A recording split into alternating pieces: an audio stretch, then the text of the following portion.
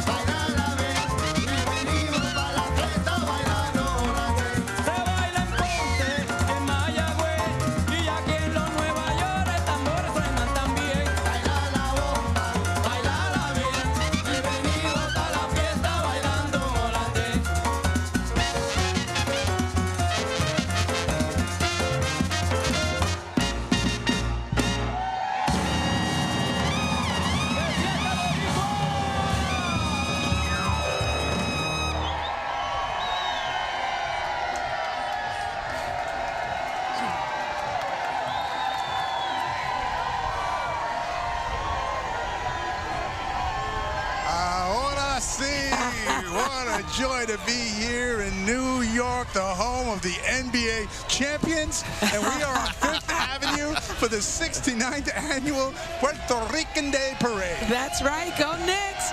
This event is America's largest celebration of Puerto Rican pride and achievement.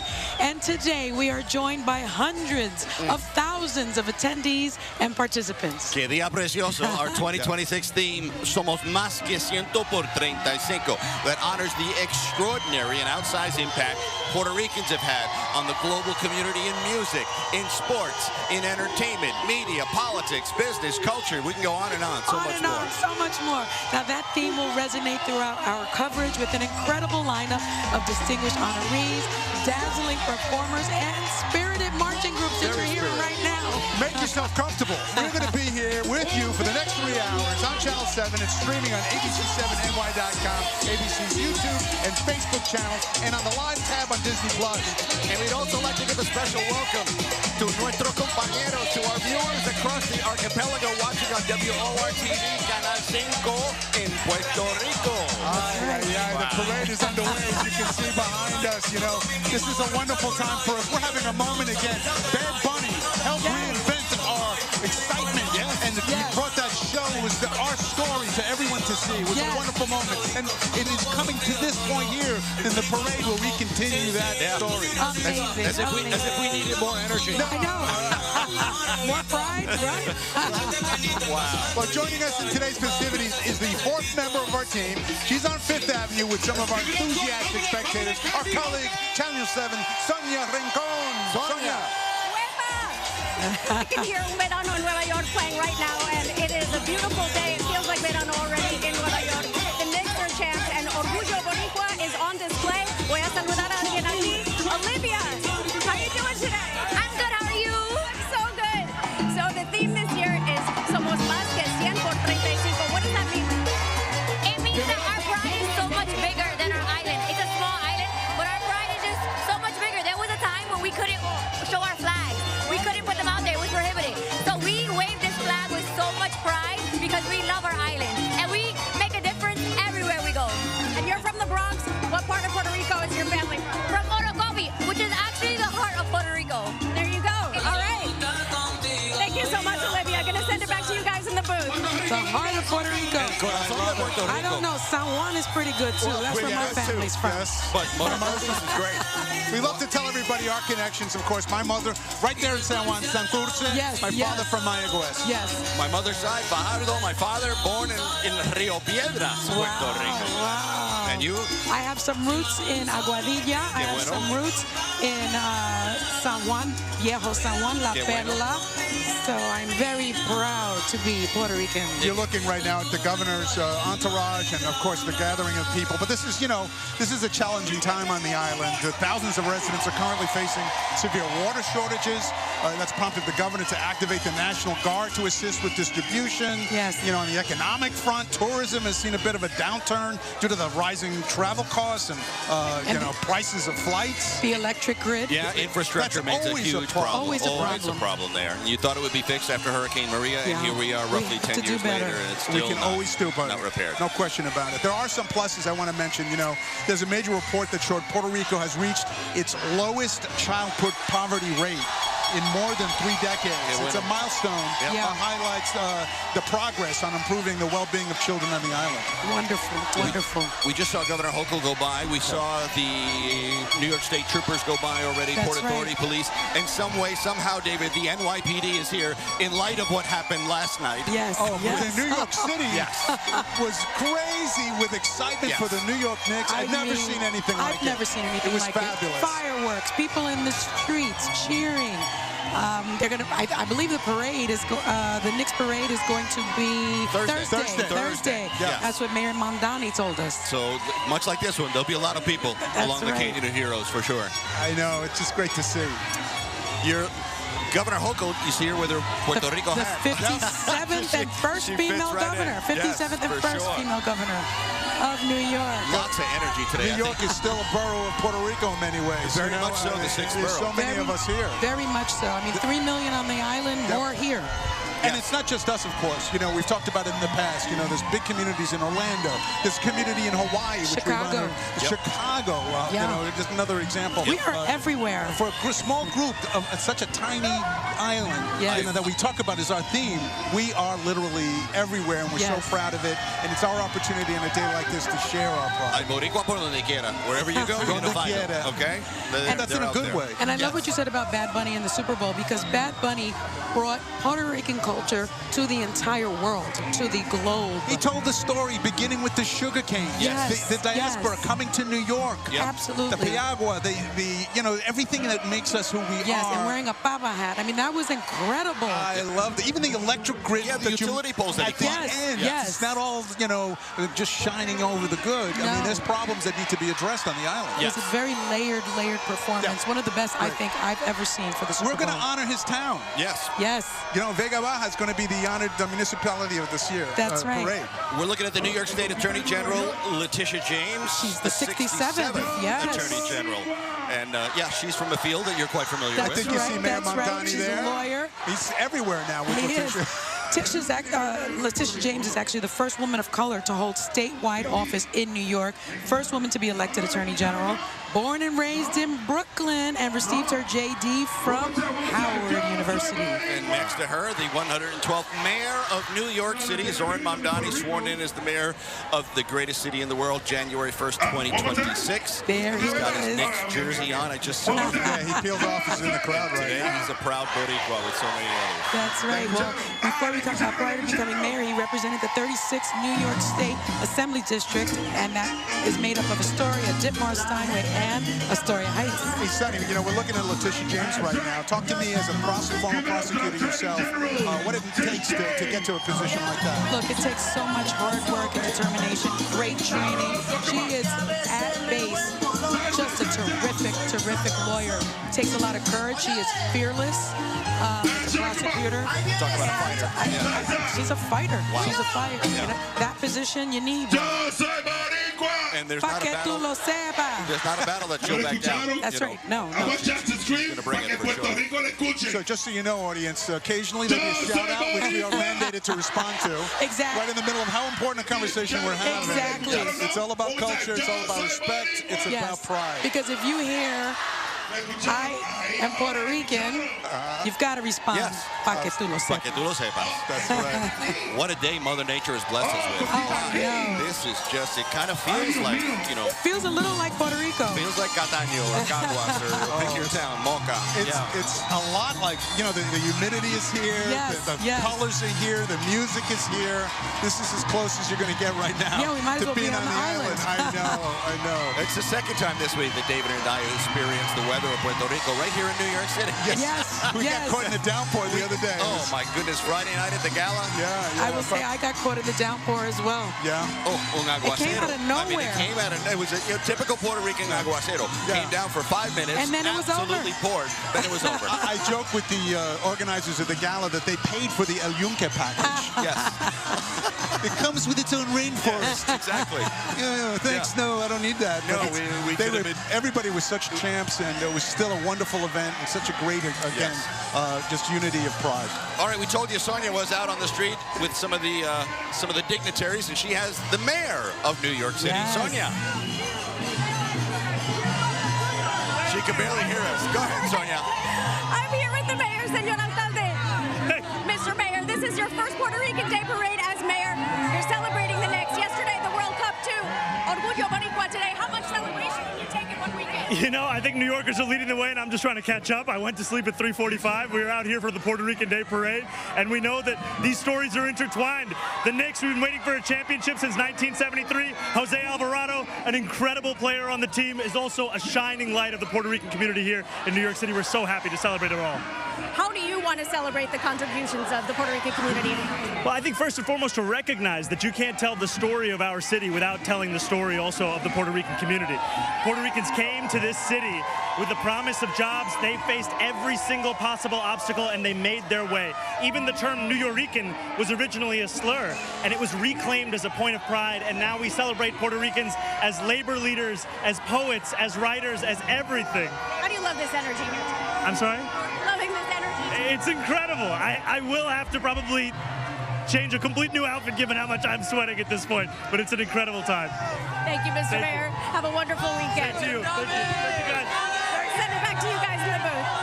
Mayor Zoran Mondani did his Boricua homework, He didn't sure he? did. I am so happy he mentioned Jose Alvarado because he wrapped himself in that Puerto Rican flag on that court. Let's remember that he was our honoree last year. Yes, Parades athlete, so not for nothing, maybe that was a good luck charm. I think it was a kid from Brooklyn. I don't want to take anything away from Jalen Brunson and the rest of the team, but Tosai, he was right here on the parade. It was a team effort. All right, we're up against our first break here at the 69th Annual National Puerto Rican Day Parade in Midtown Manhattan on 5th Avenue. What a glorious day. Don't go away. We're coming right back. The National Puerto Rican Day Parade on ABC-7 is sponsored by Corona, official sponsor of the National Puerto Rican Day Parade.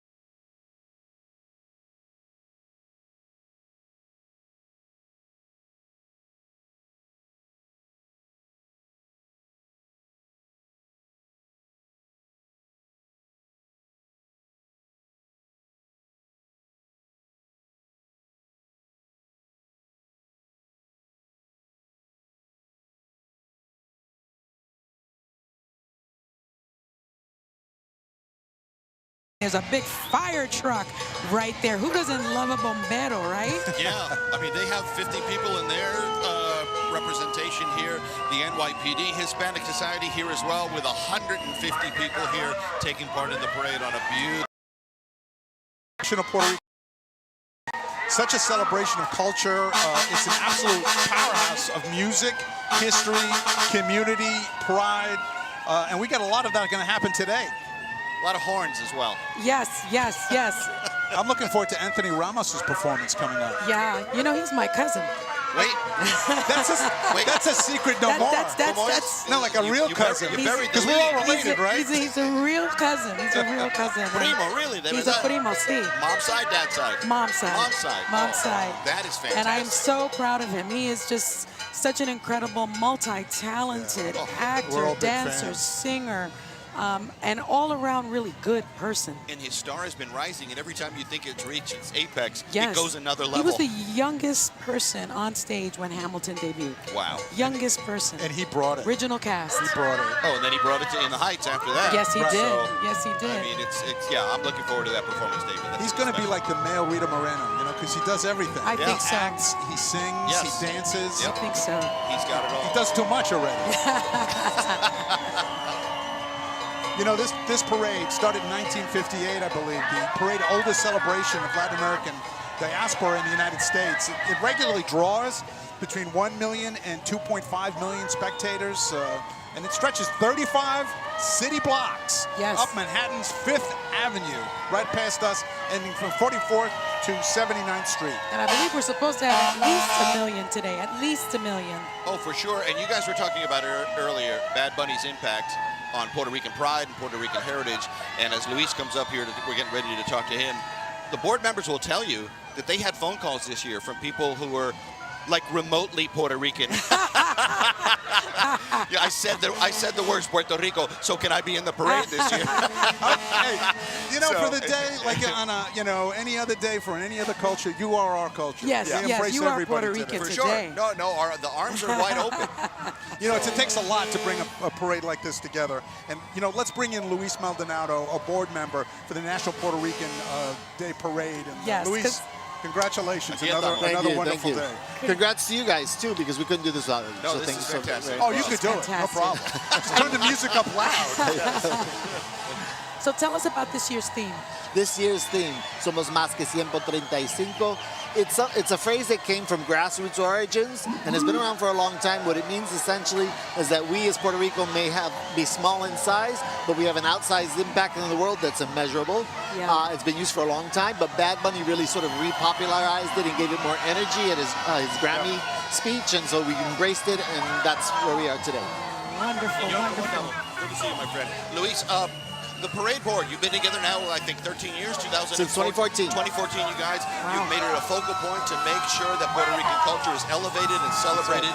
How this year have you sort of accomplished that? Well, in many ways, the manifestation itself and through the theme and getting all the contingents to be behind that, but also through the features that we're going to be seeing.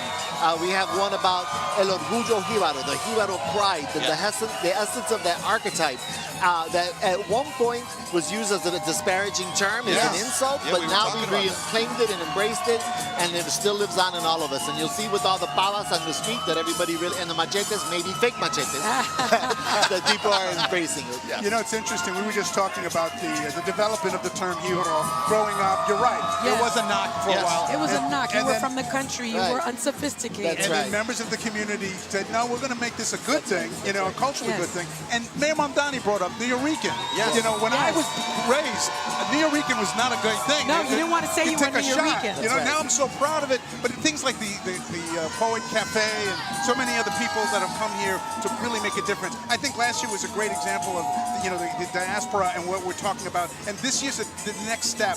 Talk to me a little bit about when you pick a choice like this, Somos Más que 135. Why that?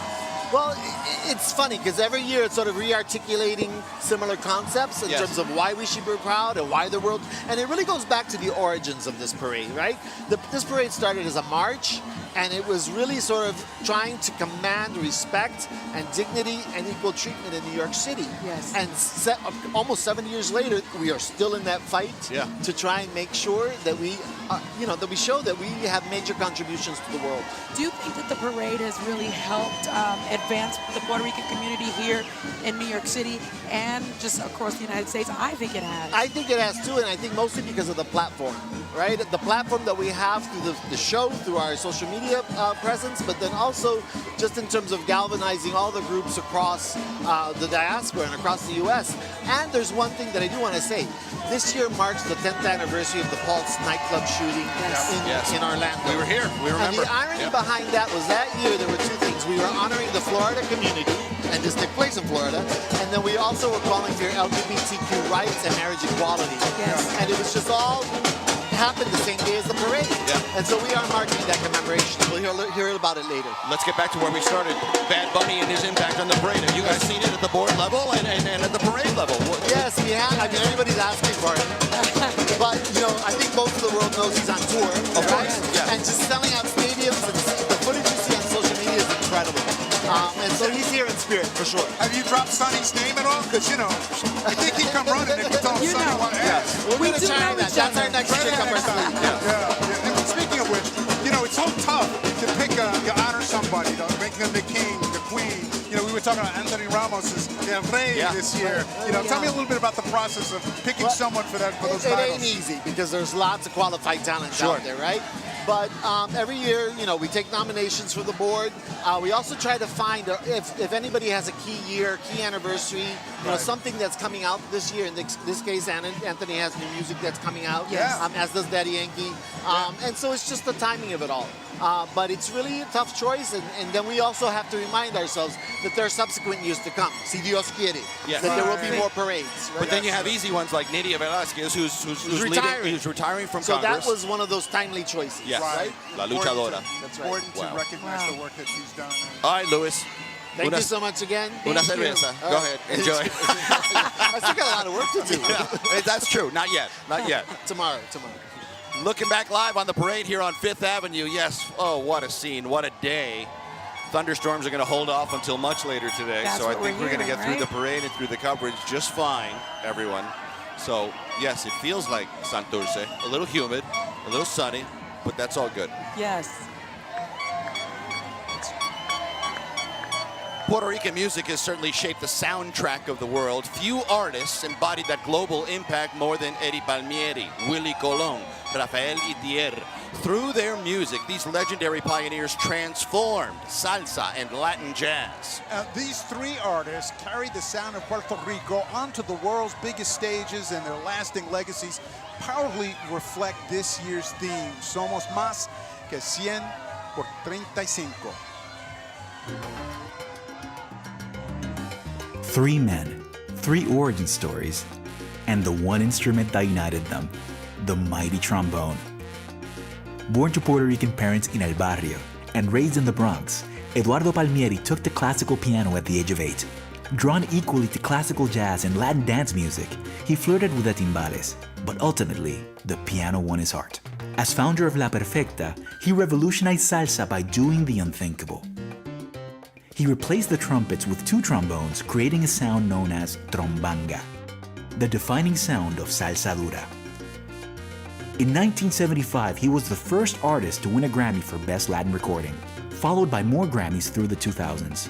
He was later named an NEA Jazz Master. La Trombanga had greater influence than anyone expected, making its way to 139th Street, impacting a 14-year-old boy in a Puerto Rican household. Trombonist, composer, band leader, and activist, Willie Colon. His musical journey began on trumpet, but Barry Rogers and Mon Rivera, Palmieri's own trombonists, pulled him towards the instrument that would define him. At 16, he signed with Fania Records. At 17, his first album, El Malo, a collaboration with powerhouse Héctor Lavoe, gave us La Murga. In 1970, Asalto Navideño made history by weaving Jíbaro music, bomba, and plena into salsa for the very first time. While New York exploded with salsa, in Bayamón, a pianist named Rafael Itier had just come home from the war and was building something that would become, for every Boricua in the world, the iconic salsa sound of the island, El Gran Combo de Puerto Rico. For years, while touring the world, Itier kept an eye on the trombone, on what Palmieri and that kid from the South Bronx were doing. And the moment his contract with Hema Records expired, he added the trombone to his ensemble. And the rest is history. These three men, with a piano, a trombone, and decades of world-class musical talent between them, refused to let Puerto Rican salsa become background noise in a big city. Their music became and will always be the sound of La Isla in New York, Puerto Rico, and around the world.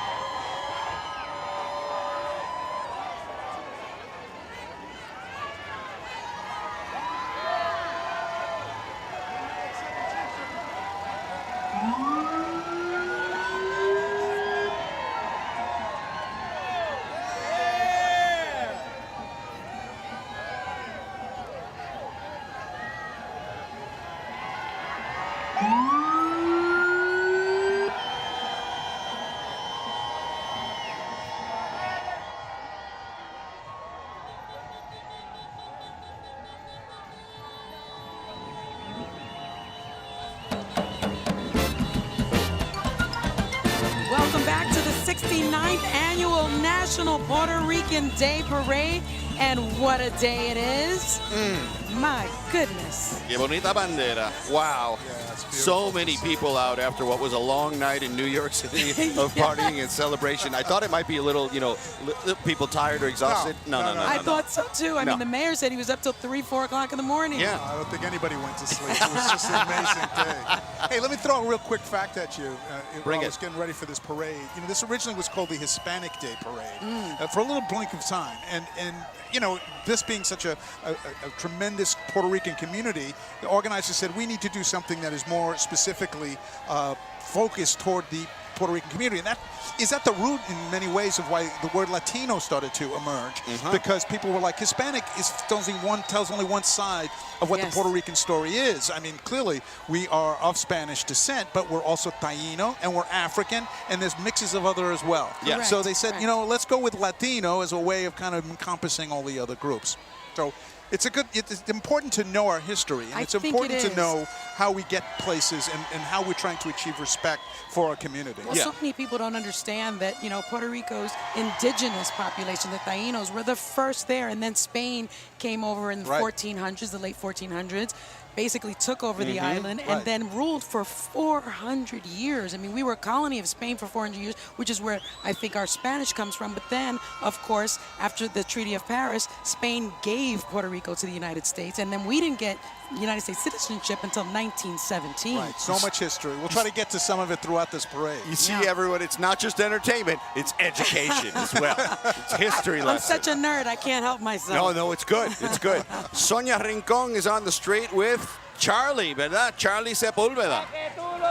A legend, Charlie Sepúlveda. Usted ha tenido una carrera impresionante. ¿Cómo ha sido trabajar junto a leyendas del jazz como Dizzy Gillespie, Wynton Marsalis y muchas otras figuras que ayudaron a dar forma al género? Mira, soy súper honrado y dichoso y bendecido por Dios de trabajar con esta figura tan grande. No solamente en el jazz americano, como también trabajé con Puente, mucho, Eddie Palmieri, Johnny Pacheco, un montón de gente soy. Soy un músico bien dichoso y agradecido de Dios.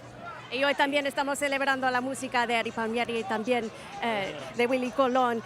¿Cómo define su visión de jazz y qué espera de las nuevas generaciones que escuchen y descubran en la música que usted está creando? Bueno, espero que sigan con esta música y la llevan al otro lado y que la tradición siga tocando la música y que nunca dejen de soñar, que sigan soñando, que todo se le va a hacer posible.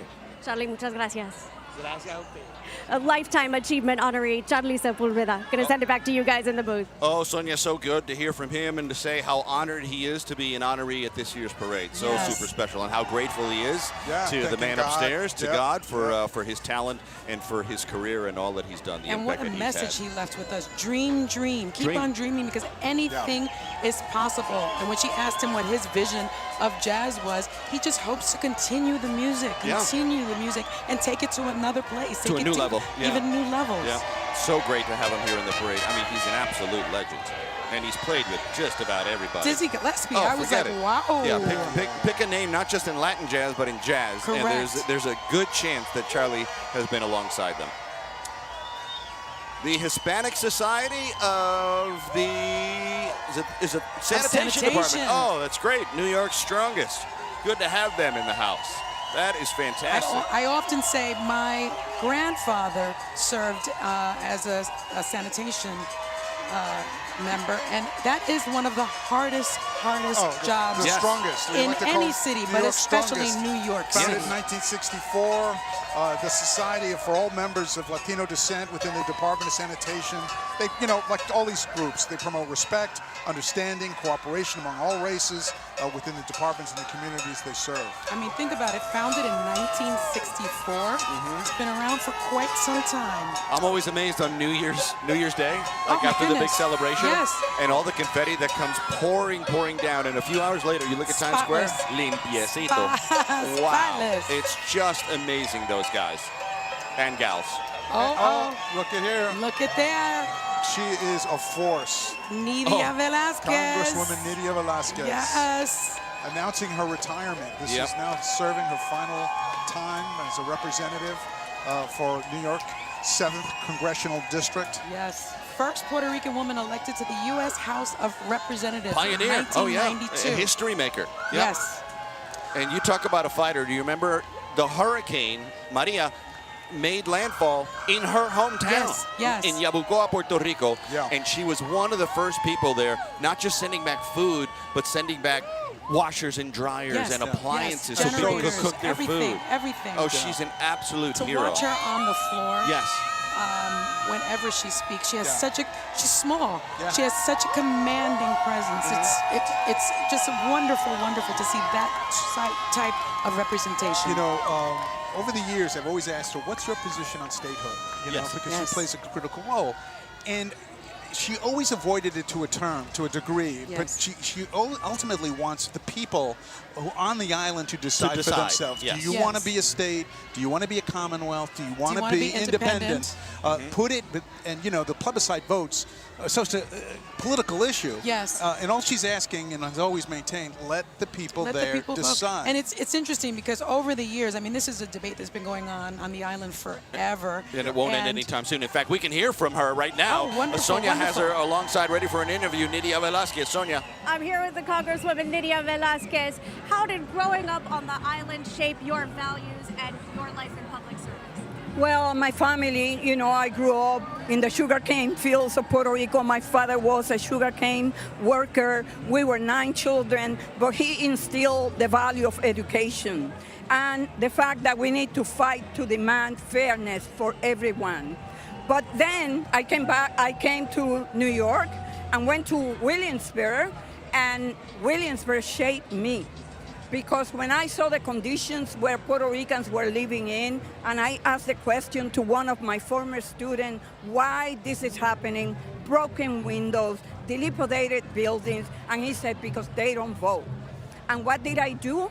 I created the Atrévete campaign to register Boricuas in New York, and we registered over 250,000, and that changed the political landscape of New York City. And you announced your retirement after more than 3 decades in Congress. As you prepare for this next chapter, what causes or personal projects are you going to focus on?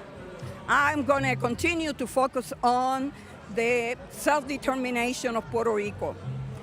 Puerto Rico is a colony of the United States, and I feel that that is an unfinished business. The United States cannot be around the world preaching other countries about democracy when we still have a colony in the Caribbean. But then education, and continue to engage young voters, young people to participate in electoral politics in New York. That's how you bring change. Congresswoman Velázquez, thank you so much and congratulations. Another Lifetime Achievement honoree here in the parade this year. 17 terms in New York District 7. I'm going to send it back to you guys. Oh, she's an absolute legend, Sonia. And you hear it when she talks. Yes. If she's going to do something, get out of the way. You can hear the passion. Absolutely. You can hear the passion, and what we were just discussing, that Right. sort The of, very issue. I think that issue between independence, Commonwealth, which she describes as a colony, and then of course statehood, making Puerto Rico the 51st state. And how many Puerto Rican families have had a maternal, you know, a matriarch leading the way and leading Yes. the charge and telling you So much you of know, our culture. Te lo vas a comer todo. every grain of rice on your plate, you're going to eat Pero, it. Okay? abuelita, ¿por qué? Yes. You know, so Yo no quiero. No, yeah, exactly. You can just hear it. She's so great, Nydia. She will be missed. Congratulations. It's gonna be a She big will be deal. missed, but No she question deserves about it. a little R&R for Yes, sure. yes. Well deserved. Look at the parade right now, the beautiful flags and the gathering right now. It's, you know, and amazing to me how many people show up regardless of the weather. But today, Yes. it's a steamy one, but Yeah. not like Puerto Rico. So, you know. They're here, and that was, we kinda just on the saw good the side. Latino Court Officers Society. Oh, yeah. So they're marching to represent court officers, court employees, members of the Judiciary United, and Puerto Rican Pride. Just a wonderful, wonderful officer society. And what a representation. They have 100 people in their contingent here marching Wow. in the parade. So the Latino court officers. And they advocate on behalf of all their members unfair treatment, on all matters of unfair treatment, such as discriminatory practices, any kind of conduct that would impede a member's career development and pursuit of happiness. The Latino Court Officer Society is there for you. And you notice he came out with that Knicks jersey. Oh, yeah. Yeah. Smart man. Mixed in with the red, white, and blue is a little orange and blue today. No doubt. And now you hear them singing about La Bandera. And we heard someone in the audience say that at one point, the Puerto Rican flag was banned. It could not be really displayed. Yes. And that is why we are so proud to wave that flag. And you see the straw hats, the pava hats that many wore in the sugarcane fields. Made globally famous by Bad Bunny, I would dare to say. This is a great popular float. Every time they come by, they make it sure you hear them. This is the Modelo. There's no doubt. Especial Manhattan Beer and Beverage Distributors, founded in 1978 by Mr. Simon Bergson, located in Houston Street in Lower Manhattan. Mr. Bergson started his business with one sales employee, and I'm going to tell you, a lot of grit. I mean, think about it. 40 years later, the business has expanded, and it's headquartered in the Bronx, where I'm from, with locations in Brooklyn, Queens, Long Island, and even the Hudson Valley.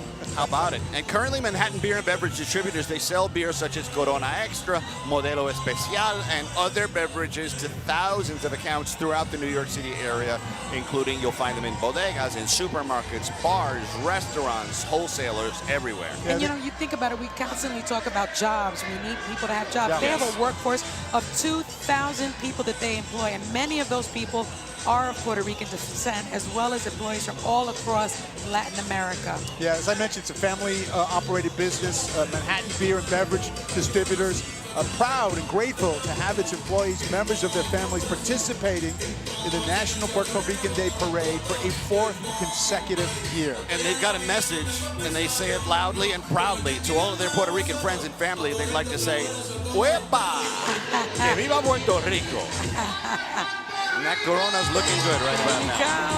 Wow. And I think we should mention, they will, you know, this term, yo soy boricua, pa que tú lo sepas. You're going to hear that over and over again. I am a boricua. I am Puerto Rican. So that... That's important to know.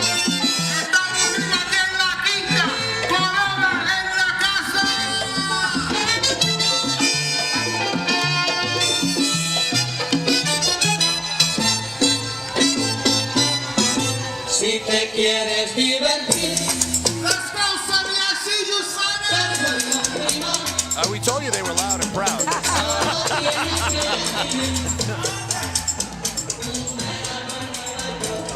There's a group that knows how to have a good time. They are having a ball. Wow. I love what Bad Bunny did with that song, too. Yes. So much fun. And let me look at their float because they've got to have more than 200 people here. It's so fantastic. Yeah. Well, this is still part of the same group. This is the Manhattan Beverage, all of that we were looking at. Yeah. Because they got, they distribute the Corona. It looks like 150. They got 150? Wow. Yeah, they got 3 floats at least, right? Yeah. Wow. That's some serious preparation going on. That's right. And the floats obviously can take a pounding. Look at this. Some sweet shocks on those things.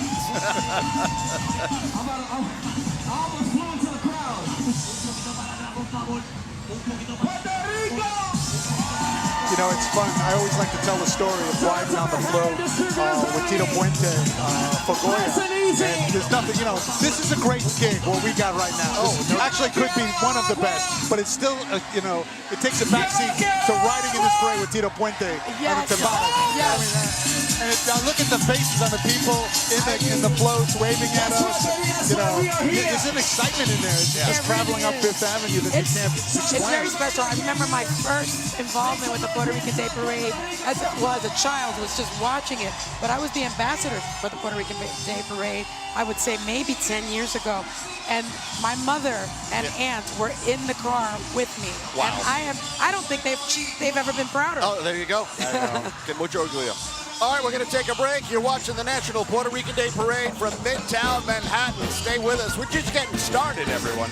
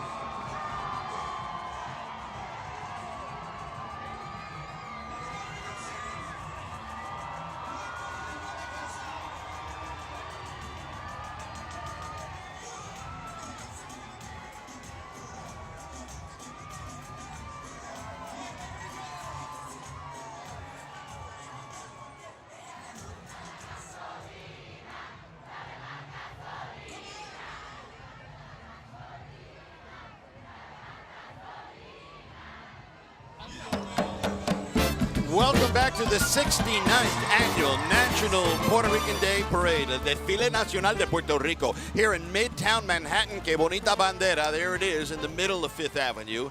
So many of you are watching us, I think, not only on TV, but perhaps on your phone as well. Yeah. So if you want to reach out, social media, what are the handles? At PR Parade and ABC7NY, you can hashtag PR Parade and ABC7NY. And then if you're on Instagram, at PR Parade. Facebook, we're there as well, and of course on TikTok. Yeah, and you can also go to ABC7ny.com yes, we're or our streaming news the parade. app to see great photos of this incredible celebration.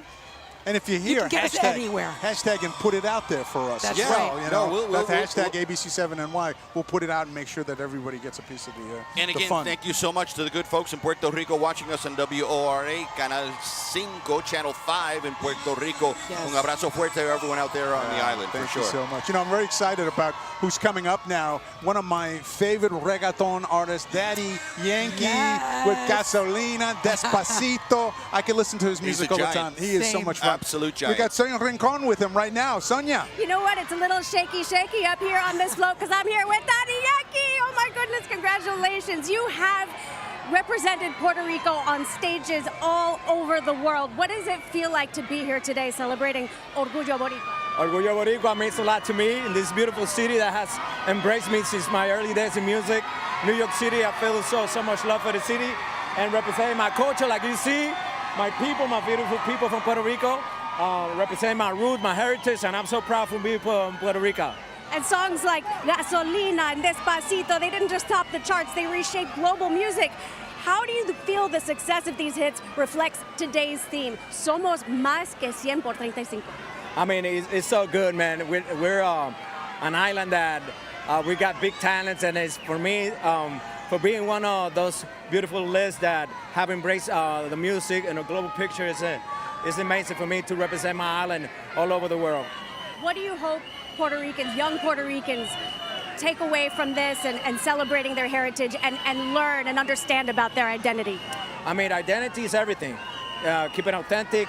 I think that identity is not a limitation. I think that is your greatest competitive advantage. And that's what I've been doing, you know, representing my country, representing Puerto Rico, and being proud of being Latino. Dímelo, New York City. So much pride. So much pride with Daddy Yankee. I'm glad this float is going despacito y con calma because we're good. We're live? We are live, baby. Oh, that's it. That's what's on. It's live TV. That's the most beautiful thing. Thank you so much. Thank you. God bless America. God bless the city. Well, so great. Well said, Sonia, for sure. You know, it's interesting. You know, he's decided to basically retire from music to fully devote his life to his Christian faith.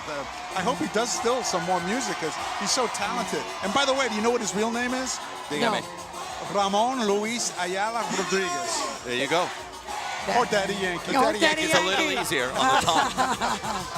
He's only sold more than 30 million records and earned numerous accolades, Latin Grammy Awards, Billboard honors, ASCAP recognitions. He has consistently broken barriers with Latin artists globally. And yes, you mentioned this, beyond his music, his philanthropic work through his charity Daddy's House has further cemented Daddy Yankee's legacy. He's a global icon. Think about that. Yes, he global really is. Icon. And even this year in 2026, he was named the Latin Recording Academy Person of the Year. And that's for a guy who retired. You know, though, in the music business, you retire, and then do you really retire? I know, Exactly. I know. He's got to give us some I'm more. waiting for a comeback real soon because he's still got it in him. No But the question. music lives on. It's eternal. You almost can't retire because you're constantly in the public ear. When Luis Fonsi got him to do Despacito, that to me is top 10 song in my playlist. Of all time. I could play that anytime. In fact, my wife was like, enough already. And you know, some of that was filmed in La Perla. In La Perla, all of in it was Puerto Rico, but yes, La Perla. La Perla especially. Right, which is a great little tribute to the island and, you know, understanding who we are. Yes, exactly. But no, what I think what I've an mentioned my absolute grandmother giant. was born in La Perla. Oh, really? Yes, yes. And also, that makes it so tough. It makes you very tough. And at that point in time when she was born, it was considered a ghetto. It was considered someplace not to go. If you go to Puerto Rico right now, You can go, you can see it. There is a lot of development now. It was the pearl of Puerto Rico because it's right on the water. So a beautiful place to film Despacito, the video. You know, we've been talking about Bad Bunny. The town that is being represented this year and who we're honoring is the hometown of global superstar Bad Bunny, Vega Baja. Wow. Vega Baja celebrates, just like the United States, 250 years. They've got a 500-member delegation. They brought everybody, led by Mayor Marcos Cruz Molina, featuring Rocky Martinez with music and dance, and their iconic float proudly showcases the culture of Vega Baja and the spirit of New York City. Well, it was founded in 1776 and is located at the center of the island's north coast. Vega Baja is known as La Ciudad del Melao. The city of sugarcane syrup. How about that? Yeah, home to Puerto Rico's first major sugar refinery. It operated from 1873 to 1967. Vega Baja now hosts an artisan distillery that grows heirloom sugarcane on the same fertile plains as farmers did over 200 years ago. The name means lowlands, Vega Baja.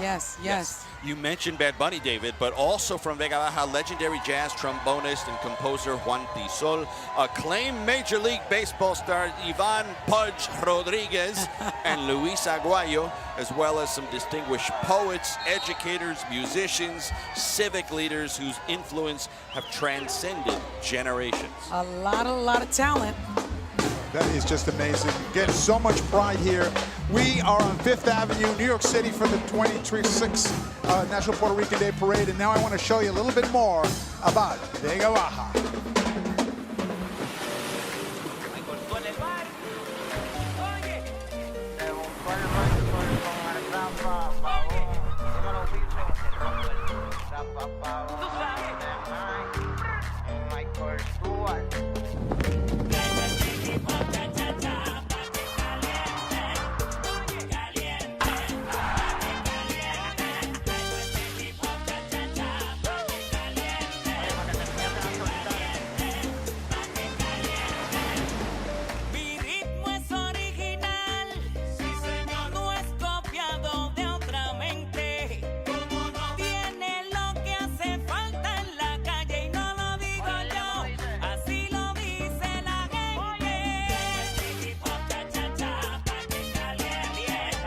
Tu próximo destino es Vega Baja, Puerto Rico.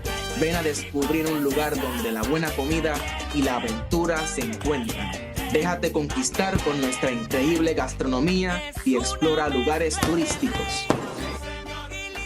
Desde nuestra hermosa playa Puerto Nuevo hasta rincones llenos de historia.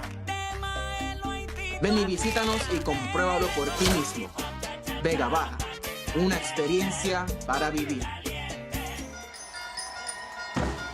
Welcome back to the 69th Annual National Puerto Rican Day Parade here in New York City, home of the NBA champion New York Knicks.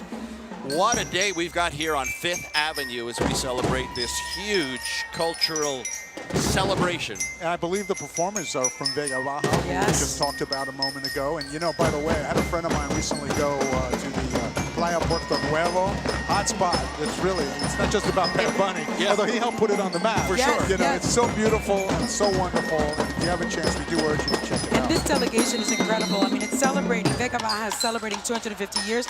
They've brought 500 people, 500-member delegation led by their mayor, Marcos Cruz Molina.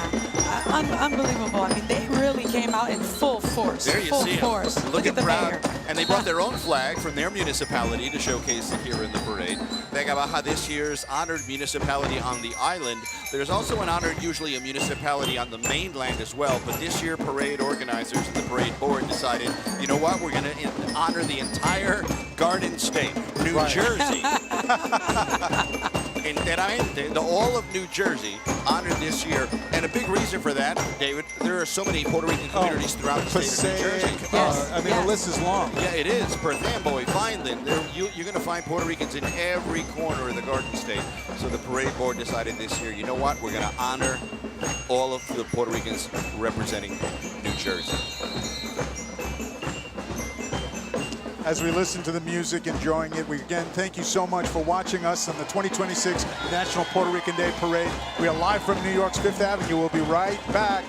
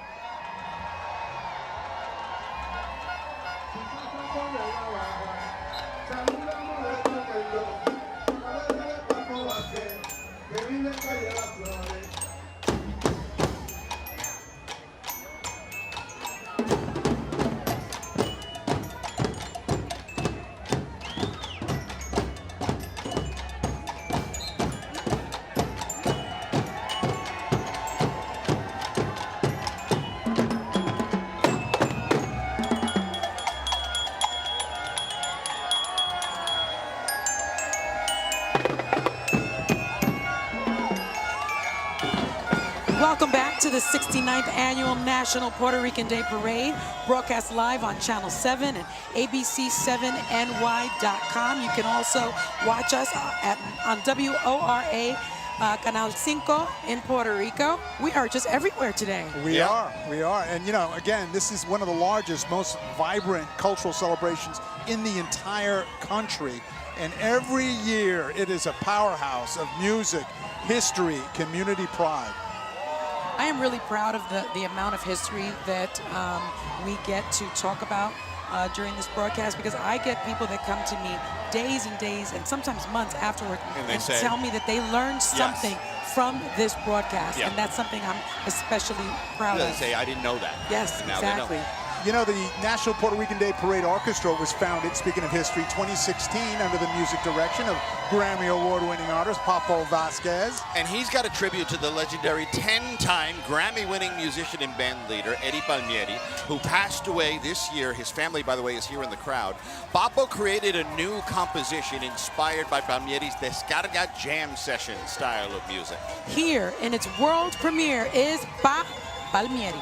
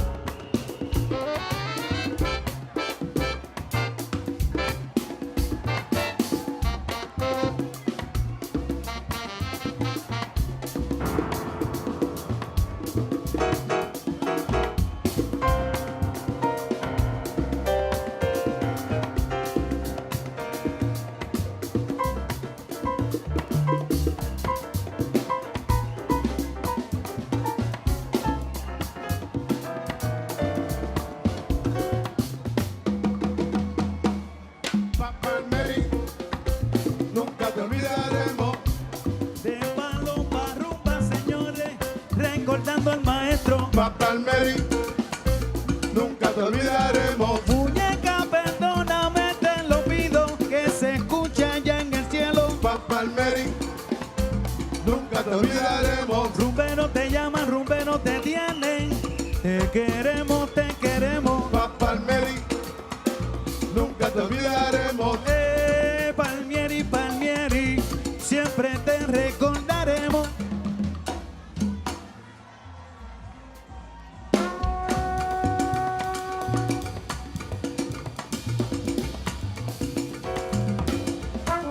Dilo, Papo Vázquez.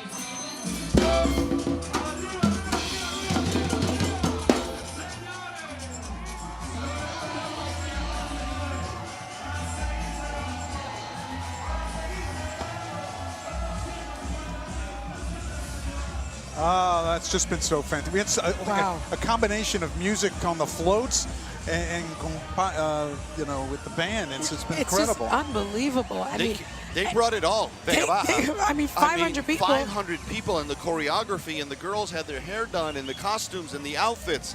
I mean, there's a lot of preparation that went into their performance here today. Fantastic. Definitely. Unbelievable. Oh, my goodness. You know, Sonia's with our Athletes of the Year. Irad Ortiz Jr.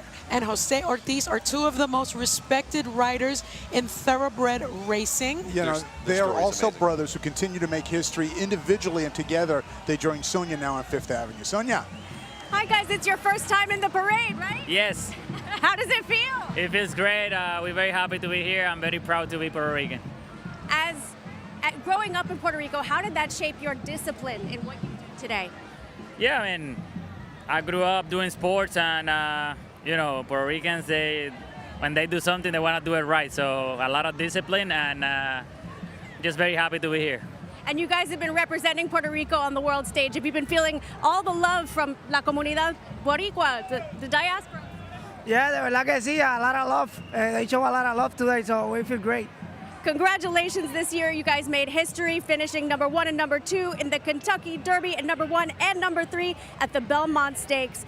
And you guys are very competitive with each other too, right? Yes, we are. We're very happy with that result in the Derby and the Belmont, and you know, let's keep winning. Well, it's working for you. Congratulations to you guys, Athletes of the Year for the parade. Thank you. Very much. Thank you. Thank you. Enjoy. They are the pride, and thank you, Sonia. They are the pride of Trujillo Alto, Puerto Rico. Jose Ortiz and Irad Ortiz Jr. They come actually from a jockeying family. I think their brothers told us this week for our tiempo that their grandfather was also a jockey. Really? Yes. In the family. I had no idea. I mean, I was so shocked to hear at the Kentucky Derby that they were brothers from Puerto Rico, placing one and two. And it was like a nose. I know. There's a difference between them. And then for the Belmont Stakes, you've got one and three, but in between, another Puerto Rican jockey. So it's like a Puerto Rican sweep. Yes, they should just call it the Puerto Rico Stakes. Exactly, exactly. At this rate. We're going to submit that to the suggestion box. See how that goes. But they're both legendary jockeys. Jose, for example, he won the Eclipse Award in 2017. The Eclipse Award, David, is like the Academy Award for jockeying. It's like winning the Heisman Trophy. Well, his brother, Irad Ortiz Jr., he's won the Eclipse Award 5 times. Wow. He's an absolute giant, the two of them, when it comes to jockeys in the horse racing industry. And they were telling us, you know, for them to be here in the parade, it took some convincing of their managers and their agents because Sundays are a busy day at the racetrack. So they're somebody's losing out. They're typically in Kentucky doing their thing, riding horses, but instead here they are in Midtown I'm so Manhattan. glad they were able to make the trip here. And my understanding is that they had victories not only in the Belmont Stakes and the Kentucky Derby. We're talking about the Preakness, Dubai World Cup, Kentucky Oaks, and of course, you know, that big, huge win at the 152nd Kentucky Derby just recently. They pick a horse race and they pretty much won it. Pretty much. So congratulations to our athletes. And there's La Reina is here. Oh, there she goes. Mi prima. Yeah. My cousin. She is she is the queen. So beautiful. She's a TV host, actress, and remember she was Miss Universe. Yes, for 1993. Wow, that's like a minute ago. You know, and she's done so much. She's raising awareness for skin cancer. She, you know, bravely came forward to talk about her own battle with it, and now she's done well, and she's trying to make sure that everybody is aware and doing what they can. She assists in charities from that front. And in Puerto Rico, you know, you're exposed to the sun quite a bit, so this can be an issue. And as you are today. And that's so important. She is a survivor, but it was stage 3 cancer. Yeah. Stage 3 cancer, and she talked about it, which is what we need to do more of to raise that type of awareness. She currently hosts a nationally syndicated El Show de Enrique Santos. What a career she has built, not only in the United States, but throughout Latin media as well. So, Dayanara Torres, so good to have her here in the parade. Camila Colon is next. She's the National Puerto Rican Day Parade Rising Star honoree this year. I understand we're going to see her perform in some time, a professional dancer with more than 10 years of experience. I'm told that her artistic approach is to cover technical execution and choreograph creation and stage direction with a salsa and Latin rhythms in it. So she's in the right spot. That's right. And remember, she has been a world champion as a female soloist in salsa for 9 consecutive years, okay? In addition to winning the title at the Puerto Rico Salsa Weekend in the female duo category. So she is a force in the world of dance. You can understand the dilemma that the board faces, right? And Lewis was talking about this earlier, about there's so many people out there that you can honor that, you know, here they're honoring someone who was a 9-time champion or 9-time recipient or 9-time winner, and it's on this time that they're being honored here in the parade when it could have been done 8 previous times as well. Oh, and look at what we're looking at now. This is the Positive Workforce Float. Positive Workforce, Inc. was founded in 1987 as a New York City minority advocacy and employment service organization, and its mission is to assist its members or members of the local community in obtaining entry-level and journeyman positions in the construction industry by working with developers and contractors to ensure proper community participation. And it was founded by Puerto Ricans. Yeah, they've provided more than 10,000 jobs, I believe, to minorities and many of the largest construction projects in the city. And, you know, they try to make a positive difference. It helps transform the lives of many by connecting city residents to new opportunities. And I'm told they are carrying what may be the largest, is it? I can't see it. I see a lot of little ones, but somewhere in there. You almost have to go to the chopper, you know, the newscopter, because it is so largest big. Puerto Rican Day flag. It's 72 feet long and 30 feet wide, and it takes over 100 positive workforce volunteers, friends, and family to proudly march it down Fifth Avenue. And it was made in ¿A dónde? Oh, I think Arecibo. Arecibo, Puerto Rico. Arecibo. Yes. Yeah, we saw it before. It is a huge, huge flag. There it is. There it goes. There it goes. You know, 72 feet long again, 30 feet wide. Yes, and you need more than 100 people to carry that thing. That's a bandera right there. Que bonita, que grandote bandera is what you can call that one. Oh, boy. That is just fantastic. Positive workforce. Yeah, they're here to represent every year at the parade. Look at that flag move. Yeah, it's passing us by right now.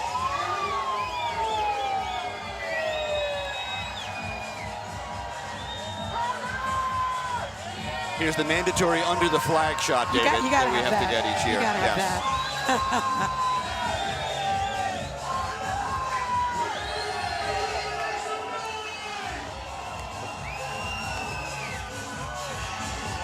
Well, we're very lucky right now to have with us up here in the studio Dayanara Torres, La Reina, La Reina, La Reina. Thank you. Oh, you're so sweet. Thank you so much. Am I allowed to look at you? Yes, you can look at me in my eyes.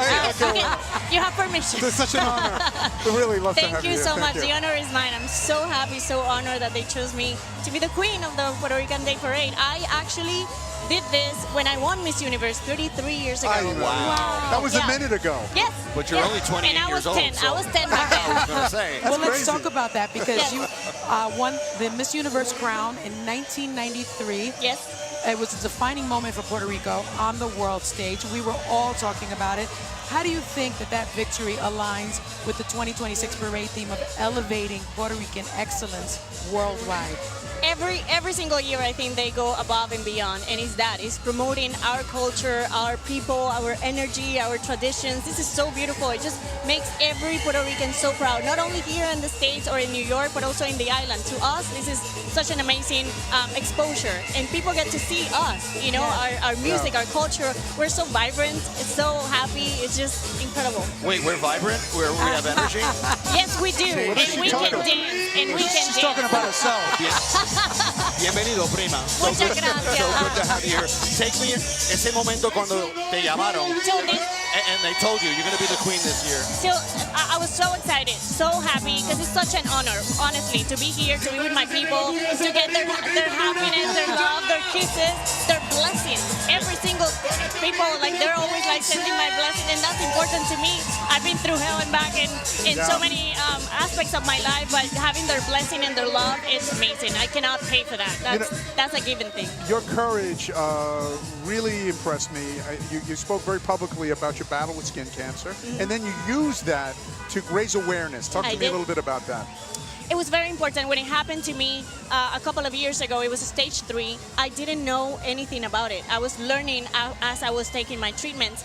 And I decided I could keep it to myself and not say anything, keep it to my family in very closed doors.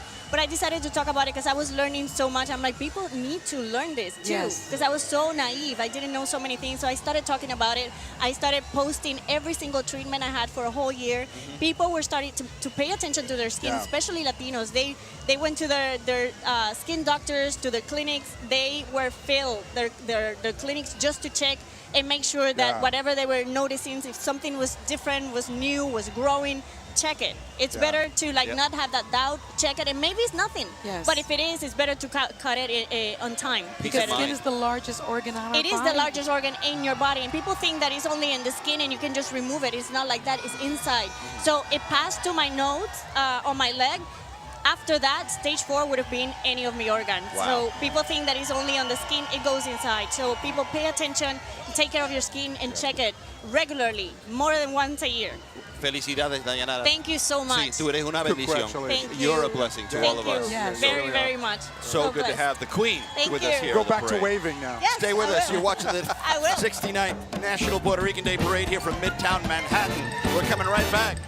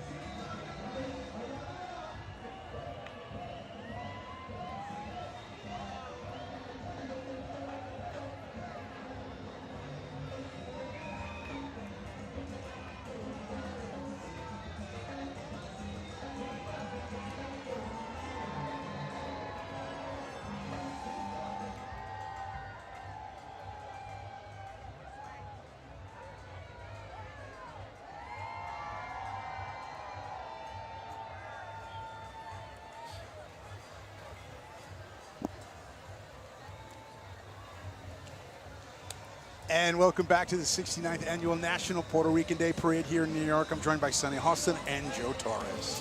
What an honor hosting with Hostin. Hashtag hosting with Hostin, We've been together, everyone. what, 6 years now? Yes. 5 or 6 years? I know. Always a pleasure. Always. You're wonderful. We're Dancing to Que Se Sepa, we honor the 2026 National Puerto Rican Day Parade rising star Camila Colon. Here she is.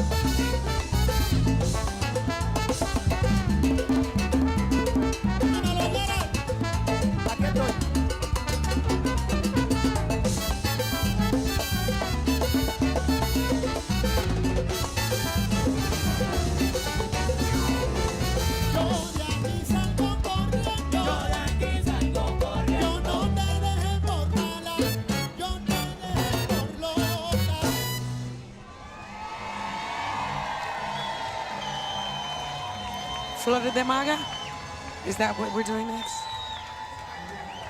Oh, fabulous job. Camila Colon. You can see why she's a rising star. Yes. Did you see that kick? Wow. Wow. Something tells me we're going to see her again in the parade a few years from now. She's fantastic. Makes her so proud. What a day here on Fifth Avenue. My goodness, Mother Nature has cooperated. Sunny skies. It feels like Santurce or somewhere in Puerto Rico. That's right. And I think we are looking at Hecho en Puerto Rico with Los Rivas, NPRG, Puerto Rican Day Parade.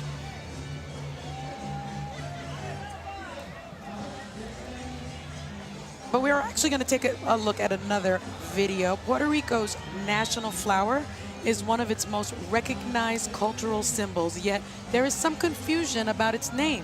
So let's learn more about this resilient and uniquely Puerto Rican flower.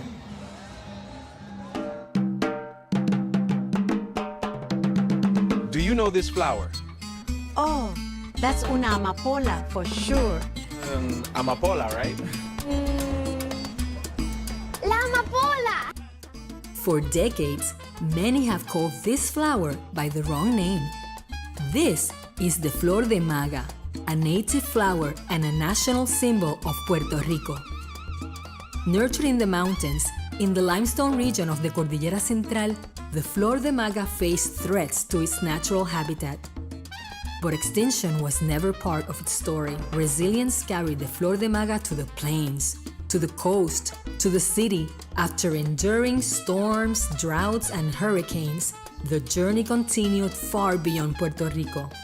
The Flor de Maga made history as the face of the first United States coin to feature Spanish words, La Peseta de Puerto Rico. Years later, the Flor de Maga traveled and stood proudly before the world. The Flor de Maga also appeared on one of New York's most celebrated red carpets alongside one of her own. And this year, the Flor de Maga was celebrated by millions during one of the most trending shows in sports. The Flor de Maga lives in our art, and we carry it in our hearts wherever Puerto Ricans plant roots. Now that you know the name, it will be impossible to forget.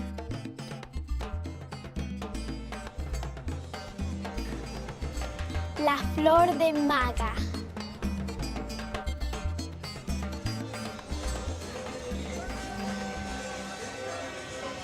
I have to tell you, that was news to me. I did not know Flor de Maga was the flower. Was the flower of Puerto Rico. I had no idea. And it grows on a tree. Yeah, no idea. But it reiterates what you talked about later, and one of the wonderful things about this parade is that you learn something. Yes, even we learn Even things. the host learns something. Yes. So well, that's not hard for us. The bar's pretty low for us, everyone. And you know, the National Puerto Rican Day Parade is just a culmination of a week-long celebration of Puerto Rican culture and achievement here in New York. The week kicks off what's called a Hero Mass at St. Patrick's Cathedral that includes traditional folkloric and Puerto Rican music. This year, the Escuela Libre de Música de San Juan Youth Choir sang for the Mass, exemplifying the importance of youth involvement in the art and culture of the community. And you can see the flor de maga in their hair. A beautiful nod to Puerto Rico's national flower and to this young generation's connection to their homeland. Wow. I love when the band comes right next to us in the middle of our... that makes it a little tough. We're enjoying it, but Would you just wait a moment? I'm enjoying the parade. If you don't mind. Eche en Puerto Rico. En Puerto Rico, made in Puerto Rico. That's their float. And behind them, Frankie Rodriguez. Oh, wow. Look. One of the honorees. Oh, man. We heard him speak at the gala the other night. Oh, talk about passion. Born and raised New Yorican like myself, spent most of his life career in and around New York City. Professionally, he's a partner at Anomaly, a global advertising marketing agency with 7 offices around the world. They got big clients: Amazon, Anaheim, Bush, Starbucks, Target, you name it. There's really some big group there. You know what I love about him? He's always believed that local businesses should give back to the communities they share, which they should. So Anomaly supports several not-for-profits, including Dream Charter School in the Bronx, the Lower East Side Girls Club in Manhattan, and the Oasis Skateboard Factory in Toronto, Canada. Fabulous. So he's international. Yes, he is. For sure. Additionally, Frankie serves on the board of directors of a not-for-profit in Brooklyn called Children of the City, which helps provide resources for at-risk youth. Look at that so New Yorican he's a power. go-getter. All of that to say, he makes things happen. He does. And you know what? This parade makes things happen. Oh. So much of it, you know, is leading up to it is about scholarships. It's about kids. Yes. You know, too often, clearly it's a story about our community and our pride, but it's also lifting back and continuing that community and that pride. We held the gala on Friday, fundraising to help students and reach out to make sure that they have the same opportunities that many of us have. And it makes a big difference, and it's through an organization like this that it makes that difference. And here are our scholarship students. Oh, talking about education and where the focus is, this is what it's all about here for the parade, and that's been the board's mission, to make sure the focus is on education and the next generation coming up. Proud Boricuas, young Boricuas too. This is one of my favorite parts of the parade. Since 2014, the Puerto Rican Day Parade has awarded over $2 million in scholarships. $2 million. And this year, the parade awarded 111 scholarships valued at $2,000 each, which can make the difference between graduating or not graduating or even starting college, a total of $222,000. I mean, the 2026 scholarship winners hail from 21 states and territories and are attending 93 different public and private universities. They are pursuing degrees at elite programs throughout the U.S., Puerto Rico, and abroad at schools such as Johns Hopkins, my husband went there, Northwestern, and Georgetown, and Ivy League institutions including Cornell, where my daughter goes, Yale, and Columbia. Their academic accomplishments are so admirable, as are their social action efforts to better their communities. The scholarship program, which has surpassed $2 million actually, awarded to deserving students, is honored to welcome this newest class of recipients. We are so excited to see how you continue to explore and excel throughout your college careers and beyond. Congratulations, class of 2026. And if you talk to the board members, they'll tell you it used to be 100 scholarships, but the entries are so many and they're so good that this year they awarded 111. They couldn't stop at 100. And big name schools, you know, it's like another generation that's going to make a major difference. Yes. I mean, some of the essays that the kids enter and include in their application, it'll bring you to tears. Wow. It'll move you because they talk about their passion and what it means to be Puerto Rican and how it has influenced their life and their education. It's always inspirational to see how the community supports the students by donating to NPRDP Scholarship Fund year after year. Now, if you would like to show your support, we urge you do it by texting WEPA, W-E-P-A, to listen to the number 41444. You see it there on the screen. Or you can donate through the parade website at prparade.org. And while you are on the website, you can also support the Scholarship Fund by purchasing a t-shirt, hat, or other fun item created by T. Rico. Una I love that camiseta name. buena. This year, our parade theme, Somos Más que 100 por 35. It's reflected in a stunning new design by multidisciplinary artist Jorge Rafael Calderon. All the proceeds from the sales directly benefit the National Puerto Rican Day Parade Scholarship Fund. Somos más que 100 por 35. And You know, there's the I print. love this. I don't know if you know this, Tell but me. you know what that saying got a big boost from? Bad Bunny at the Grammy Awards. Yes. Oh, that's right. That's Yeah. right. Yep, he mentioned it. And when he mentions something, You're like, oh. it goes viral pretty It really quickly. does. Right, that's But- what happens. People sign up and listen now. It really It's been does. such a success. So, wonderful idea, wonderful concept, and we've embraced it here for the parade because the island is so much more. So much more when you think about how far When you we've think about it, expanded. 3 million people on the island, Yeah. and look at the contributions of the Yes. Puerto Rican community. In every aspect of life, in In every every industry, in aspect. every corner. Yes. And we won't let that culture disappear or fade away. No. You know, the important thing about something like this is that we remember our Taino roots, our African roots, our Yes. Spaniard roots, you know, what makes us Boricuas. Yes. And then we look at that with pride, like you're seeing right now in the parade. And this is La Unidad Latina, Lambda Upsilon Lambda Fraternity. It seeks to take a leadership role in meeting the needs of the Latino community through academic achievement, cultural awareness, community service, and promotion of the culture. And it was founded in 1982. Where was it founded, Sonny? Cornell And who University. goes to Cornell My University? daughter Paloma Hostin. Paloma. I love that name. Man. No, Beautiful. the Greek life representation at the parade every year, it's Yes, always huge. yes. It's just amazing how many fraternities and sororities take part in the parade each year. So it's good to have Lambda Upsilon Lambda fraternity here in the house. Unbelievable. We're going to go take a little break here. We're thrilled to be bringing you the 69th annual Puerto Rican Day Parade live on Channel 7 and ABC7NY.com. We'll be right back.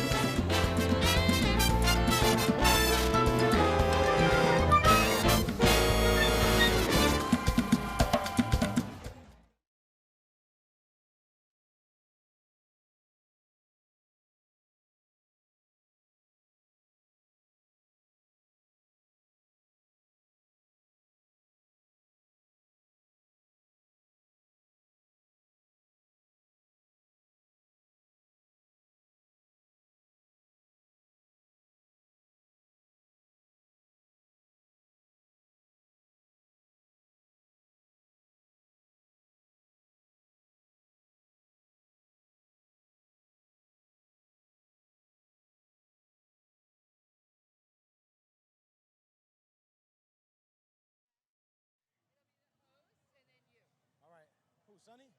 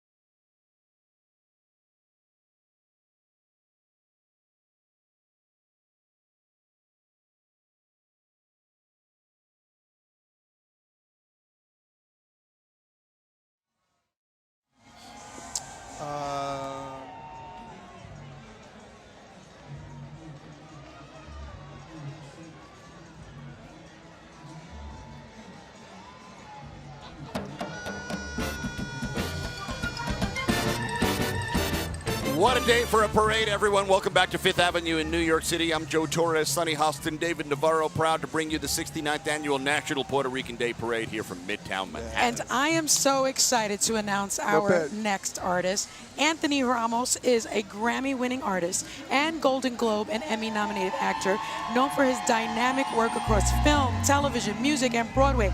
And he just happens to be my cousin. Just happens to be, but that had nothing to do with why he's here. He's done this all.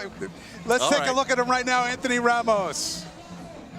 I'm gonna have to do is oh, yo, make some noise for the sound guy. He's gonna get it. Here we go.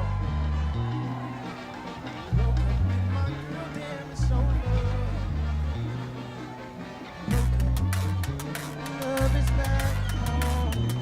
I'm not gonna lie, it hurts to see you leave. It's for the best and honestly, she gon' give me all the things you know. Like sunshine on my dark days, yeah. She light up my world like buffet.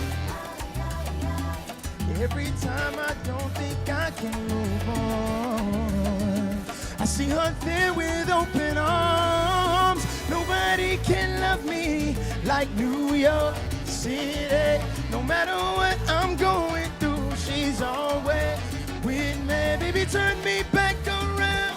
If I ever hold me down, when I'm lost, I can't be found. I'll be in New York.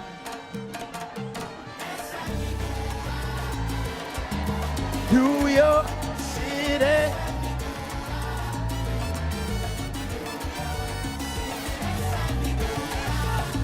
Nueva York, para mí no existe nada mejor.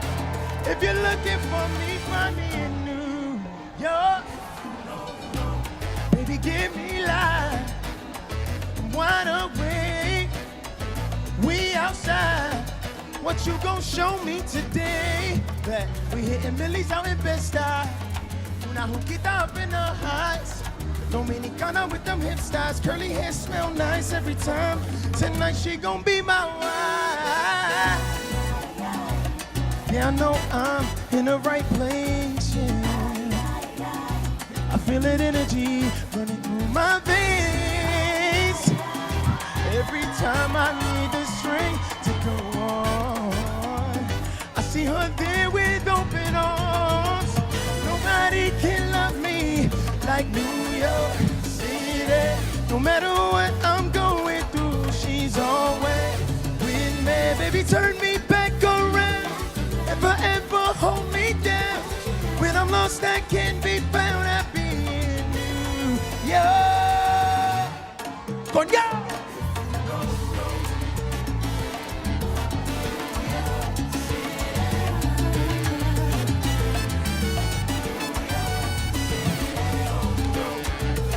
Ataca serio! When I'm lost, I can't be found. I'll be. ¡Qué cura! Que sabe, sabe, el que sabe, sabe. De mi corazón tú tienes la llave. Esa es mi cura, mi cura, mi cura Nueva York. Porque en mi vida nunca he visto nada mejor. Oh, Brooklyn, Queens, the Bronx. Staten Island, dímelo Manhattan. Mi amor, Nueva York, para mí no existe nada mejor. If you're looking for me, find me in New York. Let's go next! New York, New York.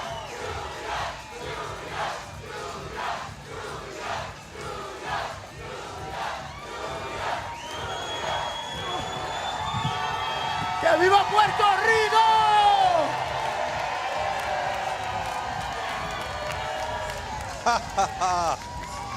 Anthony Ramos singing his new song, New York City. Yes. You know, it kicks off a brand new musical era for him. He's done so much already. Too bad he's not talented, right? It's just a shame. It's because he's the So cousin terrible. of this woman to my left here. It's the only reason why. Bushwick, Pobrecito. Brooklyn's very own, pero Boricua, all the way down into the heart. And he's got that New York Knicks right around his I know. right We're going to try and get him up here to talk him through a little bit He's later the king of the parade this year. My goodness. You know, before we were talking about Jibaro, you know, a Yes. Taíno word that translates to people of the forest, originally referring to rural Puerto Ricans who farm the land, often in mountainous regions. For generations, the Jibaro has symbolized the heart and soul of Puerto Rico, not just through cultural symbols like la baba or el machete, but through values like resilience and pride. And today, Puerto Ricans everywhere are reclaiming the word Jibaro as a powerful expression of cultural identity and the enduring spirit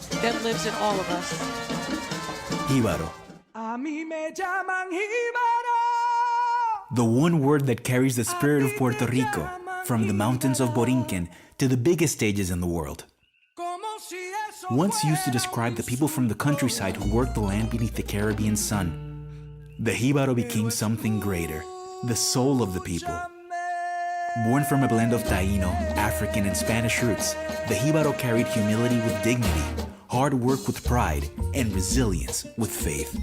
The powerful tried to turn the word into an insult, calling the jíbaro ignorant, less worthy, but the jíbaro endured, quietly, proudly, unbreakably.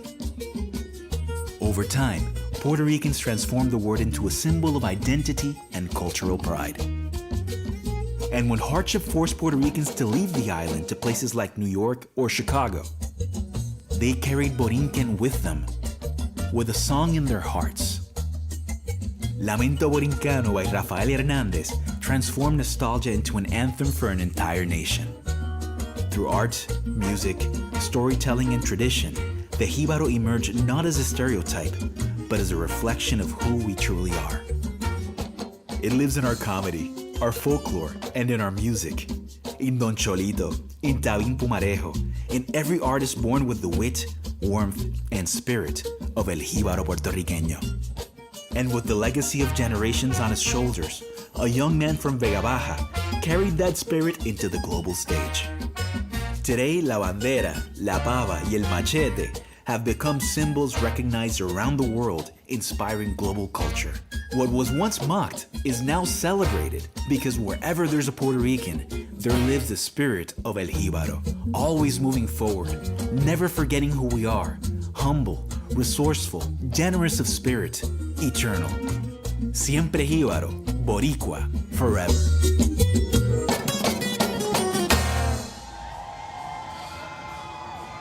And there you have it, another history lesson given here at the National Puerto Rican Day Parade. And a That's big what you reason do. why we're learning so much, this lady will tell you, Right. she is the board secretary of the National Puerto Rican Day Parade, Lorraine Cortez Vázquez. ¿Cómo estamos, señoras? I am fine. How are you What doing? a parade this year. Oh my great. God, it's been one spectacular group after another. I can't. And we just saw our scholars go by. Yes, I wanted to say I that. was so proud of that. You talk about Jíbaros, and then they show our scholars. Yes, yes. What a transition. That's our story. I said earlier that that's one of my favorite parts of this parade. It's just seeing the scholarship honorees. And this year, the parade is awarding another $222,000 to over 111 scholarship recipients, to be exact. Tell us about the caliber of the recipients. You know, when you think about where they came from and some of the struggles that they have had, this is an incredible group. And I'm going to tell you about one little guy from Texas, valedictorian, somewhere in Texas. Okay. Wow. And he said, I want to carry the Puerto Rican flag. And they said, I'm not so sure. And he appealed to the principal and got it done. Wow. You know, Wow. but they're scholars, they're academically strong, and yet they come from all over the United States and Puerto Rico, and we are so proud of that. You know, we're all sad to see Nydia Velázquez leave Congress. She was such a great representative for us. And it's going to leave a big hole for us in that kind of representation. And so I look at these scholarships, and I look at, there's the next Nydia, there's the next voice for us in that. I'm imagining you're thinking the same way. Oh yeah, that's why we do this. Because there is a Nydia, there's a Lin-Manuel, there's an Anthony Ramos, there's a Daddy Yankee, you know, there's a Camila Colón. They're in there ready to come out.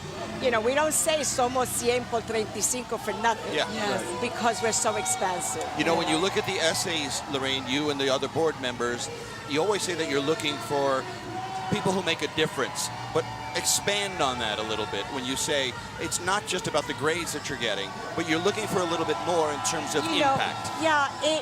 There's a lot of scholarships for people who are academically strong, and we want some of that also. Of course. And we also have, lots of people going to Ivy League schools, and we know we want that too. But we also want people who have a sense of purpose, who have a sense of pride. We're going to continue this because our people need that. Yep. And they're the leadership, and if they embrace it early and grow, guess what? We carries on. continue to flourish. If you are a young student looking to learn more about how they can apply for a scholarship like this, what would you say to them? I would say to them, first of all, study. Make sure your grades are good. Support your family, but also go on our website. We start the scholarship. We start collecting the scholarships around November. You know, be on the lookout, November, and the decisions are made in April. Okay. And this year we get more than ever. But, you know, I think about the Jibaro. There's a young man, and I got to put this in here. There's a young man in Puerto Rico right now fighting for the agriculture of Puerto Rico. His name is Pepeyito. And he is saying, the food comes from us. This is our land. We are doing agriculture. We are here to stay. We need to keep supporting and investing in those kind of movements. And he's a young man who started it because he saw a passion and a commitment to Puerto Rico. But we need the other hand of that is to have someone in Congress to give the support to lift some of the tax burdens that exist right now for Puerto Rico and give a pathway for it to be able to provide an area of agriculture which we had lost for so many years. And we also need, you're absolutely right, David, but we also need the diaspora of Puerto Rican in leadership to demand that for Puerto Rico. Yes. Also, I mean, because we are one people and we're scattered all over the place. We are one voice. We need to be united on one voice, and that voice is our future of our children and the future of our island. You know, bar none. Yeah. Lorraine, congratulations to you and the board for putting together Thank another you. fabulous, Always, fabulous and I can't presentation. thank you enough for your partnership. No, you this make is this a joy. special every year. Oh, You we give look us the forward to best it. seat in the parade. Yeah, Are you kidding? I know. Thank I you. know. I want to stay up here with You you. should. Have a great time, and again, thank you for Thank you the for what you and the board Anyone does. who wants to give, go on our website. You can donate to the scholarship through our website. Yep, that makes a Ahora difference. sí. Lorraine Cortez Vasquez, Yes. the National Puerto Rican Day Parade Board Secretary. You talk about go-getter. There's another one, too. I know. Luchadora, It for takes sure. a strong person to Yeah. hold a thing like this together, and she is. You have to have passion, and you have to just sacrifice. Yeah. Because a lot of her time, she could do a lot of different things, but she's dedicated to our community. And you know, We're I very think lucky. if you look at the facts, $2,000 may seem to some people not to be a lot of money. Statistically, $1,500 makes the difference between graduating from school or not graduating from school, or going to school or not going to school. So it's a monumental That's the difference. gap, a Yes. $1,500 gap. And the Puerto Rican Day Parade meets that gap and then some. Let's give some love to Goya. They're here. Goya. They're here all the time. They're such a big supporter of the community. This is their 90th anniversary with 2 floats in this year's parade. I told you guys my first time in the parade was on a Goya float. I'm not dropping names. Tito Puente was there. One float is both a nod to their humble beginnings right here in New York City and to the Goya family today. Well, who doesn't have Goya adobo in their kitchen? Right. Okay. Who All doesn't? the Goya Yeah, you're in products. the minority if you don't. You're missing If you out. don't have it, Yeah. you are missing out.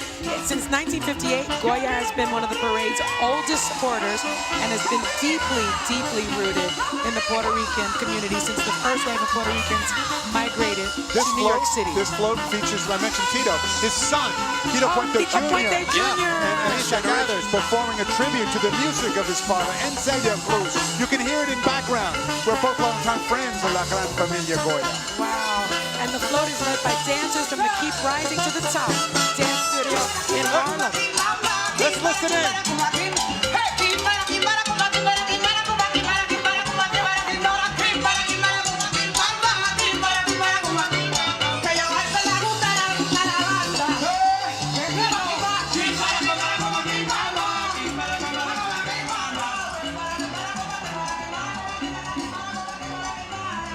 Yeah.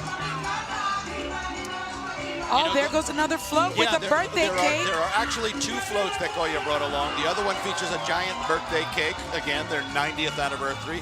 Music, confetti, and Miss Goya, Joheri Mora. She's on. There she is, looking glorious as well. This past Wednesday, by the way, Goya donated, get this, 15,000 pounds of food in honor of the parade that will help feed 1,200 families, specifically in District 12 of the Bronx. Goya, always here to represent. Good to have them back in the parade. And happy birthday and happy anniversary to them. 90 years. What a legacy. We're going to take a little break. Be right back. The 69th Annual National Puerto Rican Day Parade broadcast live, Channel 7, ABC7NY.com. Don't go away.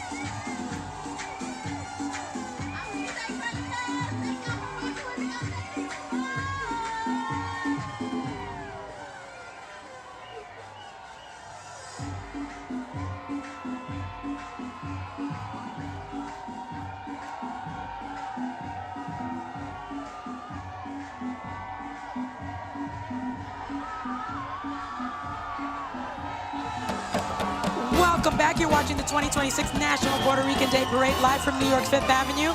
We just saw him perform on the red carpet just a few minutes ago, and now he joins us here in the booth. Welcome the 2026 Parade King, Anthony Ramos. Hello, everybody. Nixon 5. Nixon 5. Nixon 5. Baby! That's the new greeting in New York City. What are we talking about? Boricua! I knew you were going to be crazy when they won. I just knew it. Man, there was a movie last night in New York City. That's crazy. Right? It's crazy. You were born you were born and raised in Brooklyn. In Brooklyn, Puerto Bushwick. Rican parents. Bushwick, stand Bushwick. up. Bushwick. Otro New Rican, okay? Another New Rican. We're all here. East Flatbush. How is that upbringing just sort of frame who you are as an artist and all the projects that you do? No, it was. I mean, it's a big deal. It's a huge. I mean, it's who I am. You know, I'm so grateful to be from Brooklyn and be Puerto Rican, and that's a very specific thing. You know, especially growing up in New York City and the New Rican experience, and yeah, it's a big part of. It's who I am, and I try to put it in every movie I do. Obviously, in my music. I'm working with Sergio George, who's one of the greatest salsa producers of all time, on my next album, and just it's been a blessing, man, to just be fully in myself and in my culture and everything I'm doing. Anthony, esa canción, Nobody Can Love Me Like New York City. That's a tribute to New York City? I mean, is that something you wrote or came up with? Yeah, I wrote that song. Yeah, wow. man. Yeah. I love my it. boy Nasri, Will Wells. Me and my boy Nasri, Karen Rodriguez, Johnny the Voice, incredible writers. Sergio George, obviously, but shout out to Will Wells, my best friend. I love you. And yeah, we wrote that song just about my love for New York. I was having a hard time, and I was away from home, and I said I need to go where I know I'm gonna feel love, and where I know what's the place that's most familiar to me, and the place where I feel like I could charge my battery, and I was like New York City, and fully charged. Yeah. So I shout out to the Knicks, New York City. Nobody can love me like New York City. Best time to come out with a song about New York City. Best time for this song. So Let's make it go viral, y'all. Stop playing. Let's go. Stop playing. It's going to be an anthem. Don't make me go to your house, all right? Now, I know that Sunny's going to try and take credit for this because she's your cousin. She's my cousin. But I want to know, I can't believe that's for real, but it's true. Yeah. But really, tell me, you do it all. You sing, you dance, you act. Yeah, Who is the inspiration for that kind of crazy talent in one person? Someday you're going to make it, bro. Okay? Thank you. Push it. Yo, bro, every day I tell myself that. I'm like, please, Dios, por favor. I mean, it's Mark Anthony. It's I love Bruno Mars. You see all these artists that they're just, they sing really well, dance really well. Shout out to Jennifer Lopez, incredible artist. Obviously, again, Sergio George. So many artists that came before me that, Tito Puente and Tito Rojas, Hector Lavoe, like legends. So did you not have like an uncle or some? Who in the family unleashed you on us? Honestly, it was just my mom. My mom was always playing salsa in the house. And salsa music wasn't always what I did. It was, but I used to sing salsa at all the, like at Christmas, I was singing. They had me singing Aguanile and like all those songs, and Gran Combo, everything. And so they would have me sing salsa songs, but salsa was always in, has like notoriously been in Spanish, right? For years been in Spanish. So obviously my first language is English. So I was like, nah, maybe I should stay away from that. But then Sergio was like, nah, bro, like let's go. You can't escape your culture. Nah, I'm just grateful. I'm grateful. So everybody bear with me as I learn Spanish. Well, let me ask you this, because we aprendiendo español ahora. No se preocupe, because if you can speak in two languages at the same time, your brain is working on both sides. Exactly. Well, let me ask you this, because people got to know you in Hamilton, right? The Manuel's play. You were the youngest cast member, the original cast. Then in The Heights, one of my favorites, The Marvels, The Hood, where you have Taino tattoos as part of your character that you created. Now, how do you think these projects reflect the struggles and the joys of just Puerto Rican culture? Well, first of all, we don't get to see Puerto Rican culture in a lot of these movies, right? Marvel, Transformers, these are massive, even like just Latino culture, right? Like Twisters, for example. In the beginning of Twisters, you'll see that like I'm playing Salo El Sol in the car by Don Omar. That was an idea I came up with and told the director, I'm like, bro, I think it'd be crazy. The song is about let the sun come out and there's about to be a tornado. I said, give us the one Latino moment in the movie. That's right. You feel me? Good note. We're not asking for much. Right? Good note. It's in everything I do. You know, that's who, again, it's who I am, right? And why not, right? I think Latinos are like what, over 25% of the moviegoers around the world. Yes. They consume movies, I think, more than anyone. I think that's a fact. That's correct. And you know, yo, what up? What up? Nixon 5. But you know, it's like it makes sense. And it lends to your authenticity. And that's it's who you are and your heritage. Yeah, so, for sure. yeah. And I'm making a movie right now about the 65th Infantry, about the Borinqueneers. They were, you know, they were in the military in the segregated army. And I can't wait. Yeah, I'm really excited, man. You know, And some of your relatives were part of that. Yes. My grandfather, he was a Borinqueneer. Shout out to Tony Nautilio, our director. I'm told we got to get you back. You're a king in this parade. You know? We can only keep you from your people for so long. Right. So thank you so much, man. Cuídate. Have the continued luck. Gracias, Papu. All right, when you guys have another family get-together, include us if you could. Okay. That would be nice. I like chicharrón, tú sabes. Okay, we're good. Keep plugging away. He likes bacalaoito. Oh, I bet. Thank you, man. Congratulations. All right. Who do we got out there? Is that JetBlue? Puerto Rico's been a vital part of JetBlue's network for more than 20 years, and as the island's largest airlines, they are proud to celebrate its rich culture and vibrant community. I have to tell you, every time I fly to Puerto Rico, I fly on JetBlue. There you Direct flight. I mean, it's so easy. It's so easy. Yes. It's so easy. So we thank the good folks from JetBlue. We're in their blue. They need a little orange. They're going to throw it in there. They'll fit right in there. Yes. I am a proud Mosaic member of JetBlue. There you go. How do you get that? You fly a lot. I fly JetBlue a lot. Sonny, after the show. When I'm at the show, she'll tell you. Okay? I like how now we're loading the Mosaic. I'm like, hey, Beto, I'm standing right here. JetBlue Mosaic. I'm going to have to learn all this. What's with the discrimination? Right, for sure. We are here, JetBlue! JetBlue! In the house! JetBlue! All right. You're watching the National Puerto Rican Day Parade on 5th Avenue. Stay with us. We're coming right back. I see you!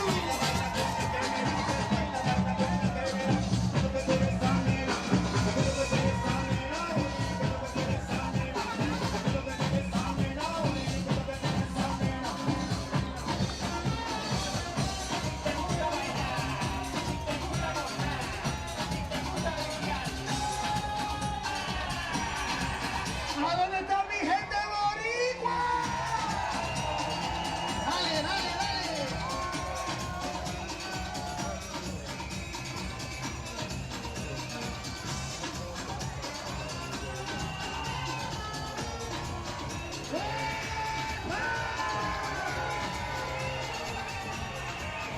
Yo, that's my sister. That's my actual sister.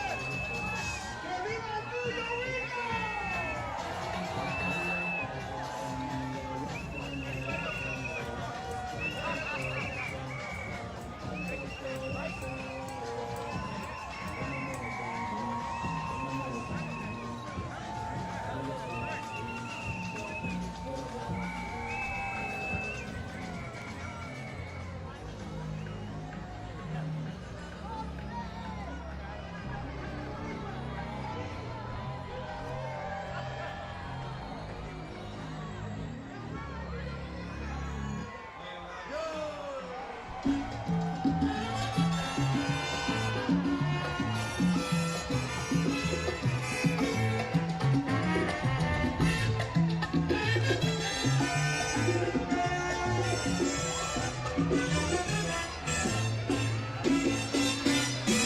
Si te quieres divertir.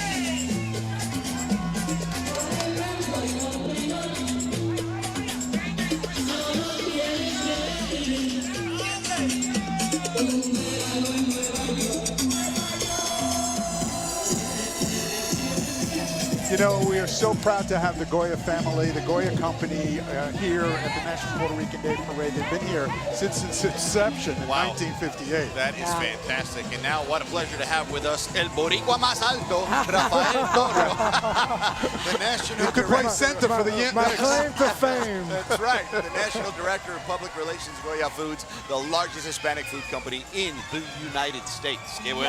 Yes. And congratulations on 90 years. years. It's a special time. That's Goya, not me now. Let's get that straight. Okay. Pero se ve bien. You Tell look us good. about the 90th year anniversary. Well, listen, Goya started here in New York City in 1936, down on Duane Street.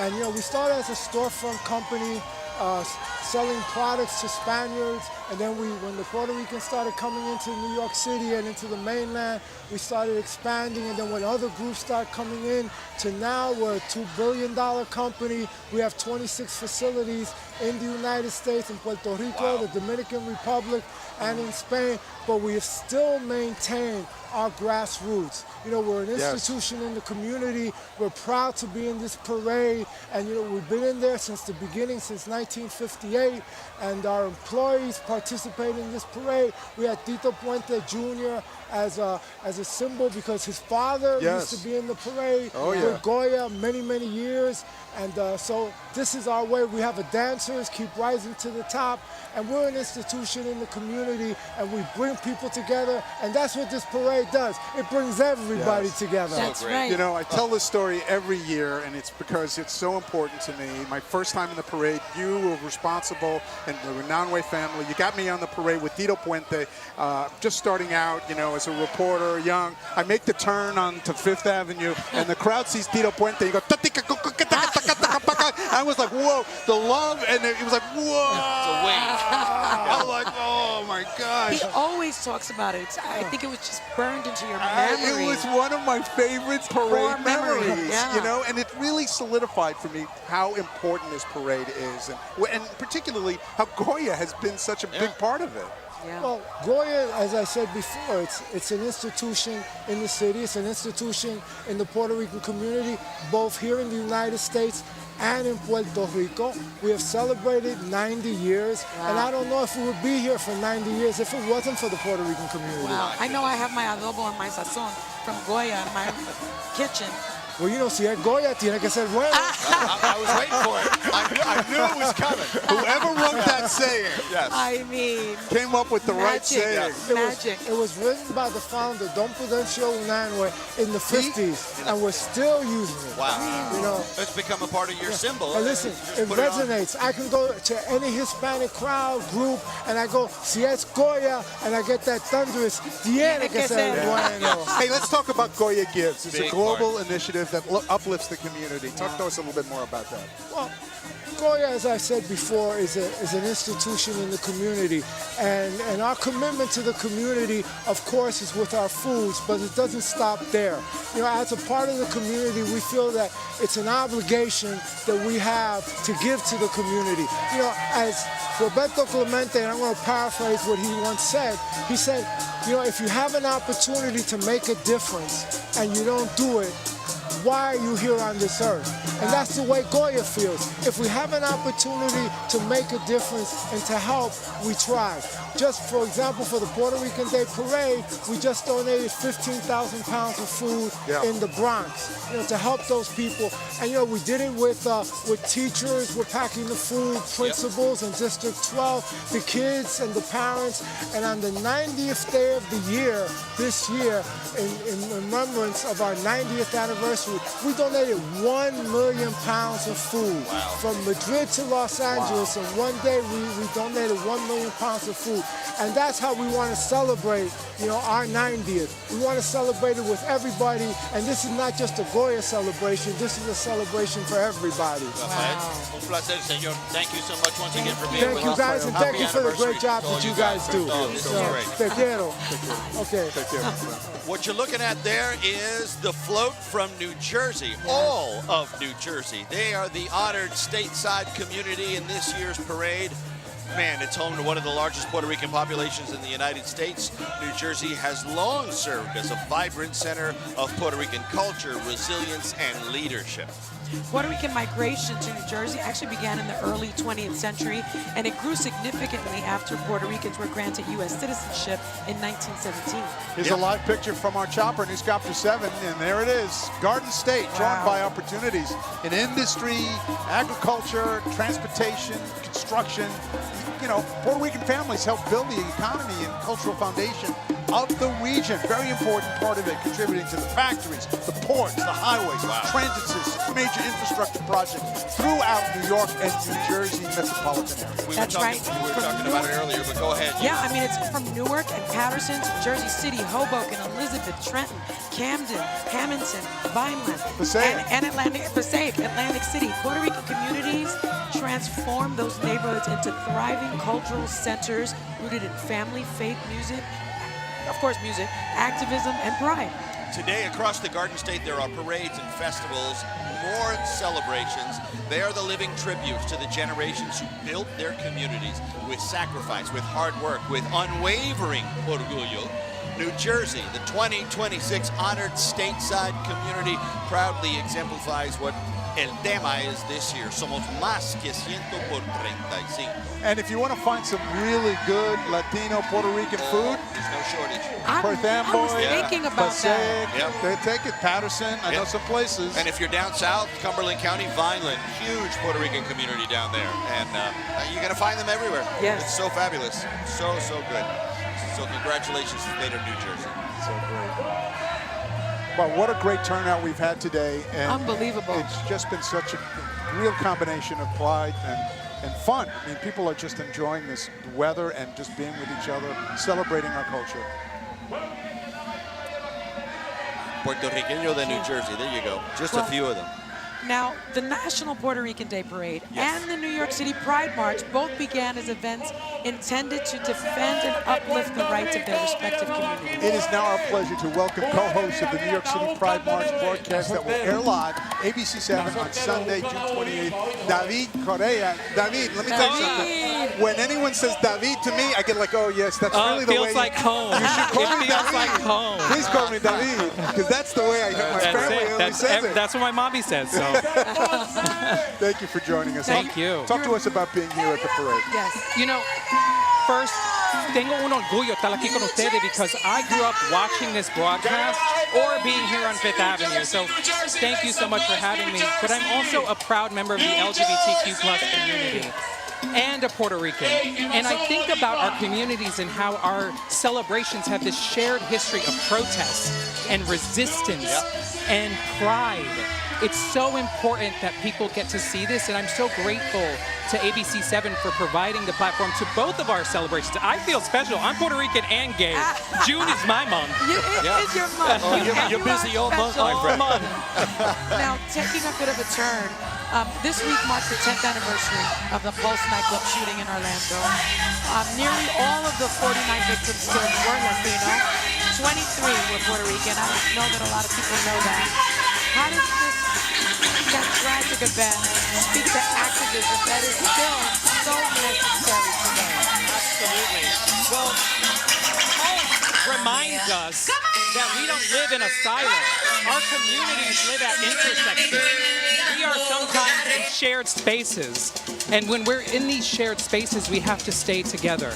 And yes, it felt personal for so many of us. There was a lot of grieving, but then there's activism to be had. Yes. And New York City Pride is doing that this year. One of the grand marshals is Gays Against Guns, an organization that was born out of the Pulse tragedy directly. And they stand up for all communities that could be facing gun violence. And it's so important that we together as marginalized communities, whether it be Puerto Ricans or members of the LGBTQ+ community, that we stand united, because if we stand united, we will protect each other. I think, David, the New York City Pride March is what, 2 weeks? I think it's the 28th. June 28th. Yeah, it's only 2 weeks away. Yes. Any other insight you could share about what people could expect to see? You could expect a lot of glitter. A lot of color. A lot of fun. We share that, right? We love to have fun, both communities. Yes, lots of inspiring stories from our communities. And our theme this year is for all of us. So that's what the Pride community is all about. It's like bring it in, bring the world in. Like this parade is bringing the world to Puerto Rico. Yes. We are bringing the world to the Pride community. It's so important. David, let our audience know a little bit about yourself and how you got to this place. Yes, I started as director of entertainment for New York City Pride, and they provided me such growth that I ended up doing a lot of these types of things, and now I'm an entertainment contributor and reporter and a journalist here in New York City. I bounce around all over the place, and they were so kind, ABC-7 and New York City Pride, to welcome me back as co-host of the New York City Pride. You were fabulous. So fabulous. Wonderful. Congratulations. David Carrera, thank you so much. Good luck with the parade. Muchísimas gracias, papi. There we go. Let's see. We still got another hour to go here. The 69th annual Puerto Rican Day Parade in New York City. We're coming right back. Live en vivo, ABC-7, the National Puerto Rican Day Parade.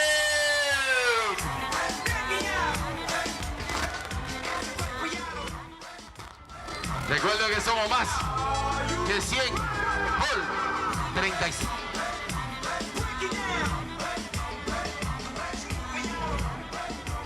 La gente del comedor de la Kennedy, Chef Iván Clemente. ¿Dónde está la gente de Daddy Yankee, Daddy Yankee, Daddy Yankee, Daddy Yankee, Daddy Yankee, Daddy Yankee, Daddy Yankee, Daddy Yankee, Daddy Yankee?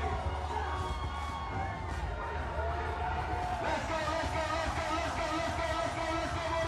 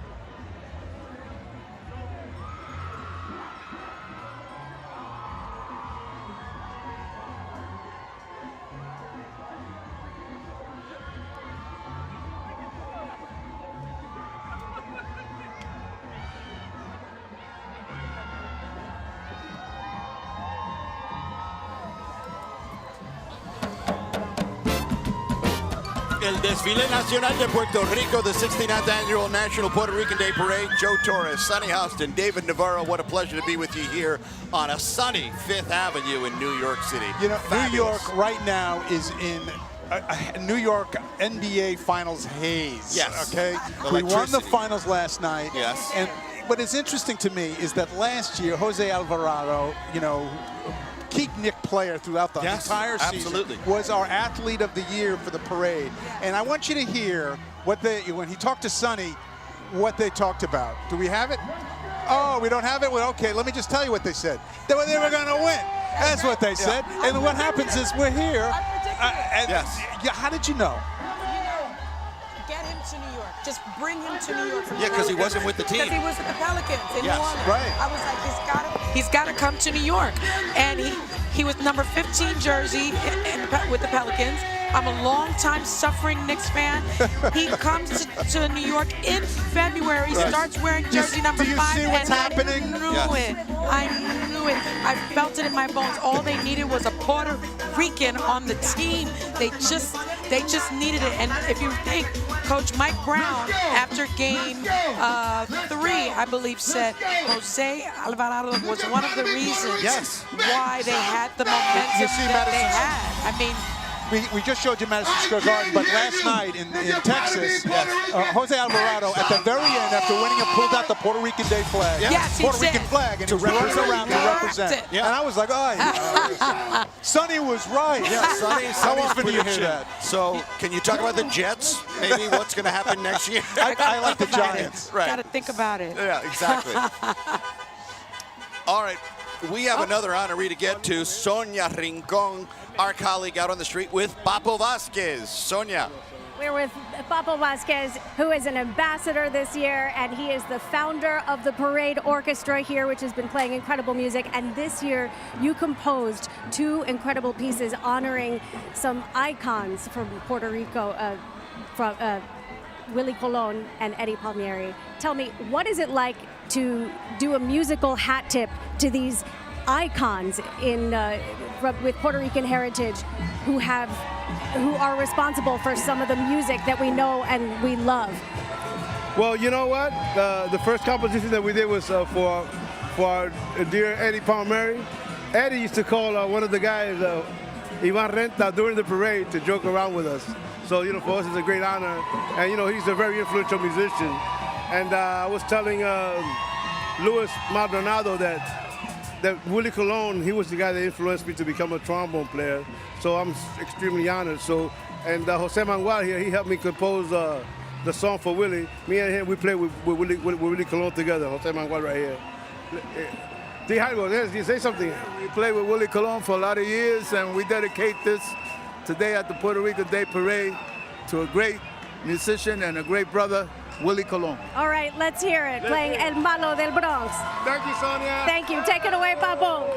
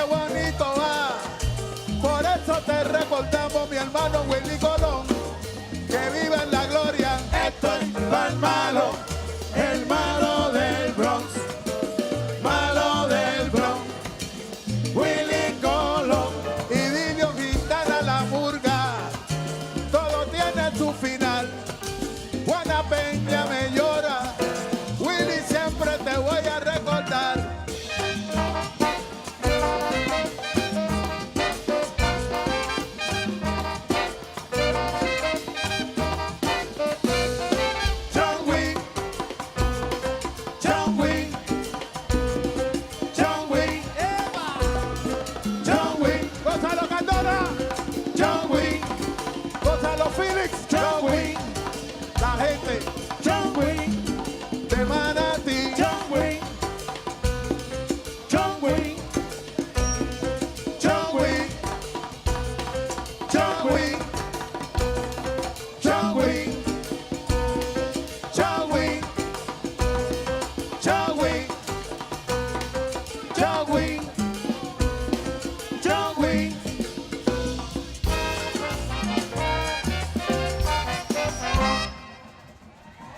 Willie Colon. We'd like you to do it. Ahora sí, Papo Vasquez, tribute to Willie Colon. The New York community has just been heartbroken with his passing. And now we have Instagram to tell you about. You can go PR Parade if you want to catch us, if you want to post, hashtag PR Parade. We have the other social elements that you can take advantage of. You can go to @ABC7NY or hashtag ABC7NY. And you do that for Instagram or any other social post that you need. All right. That's the 69th Annual National Puerto Rican Parade. We will be right back after this break.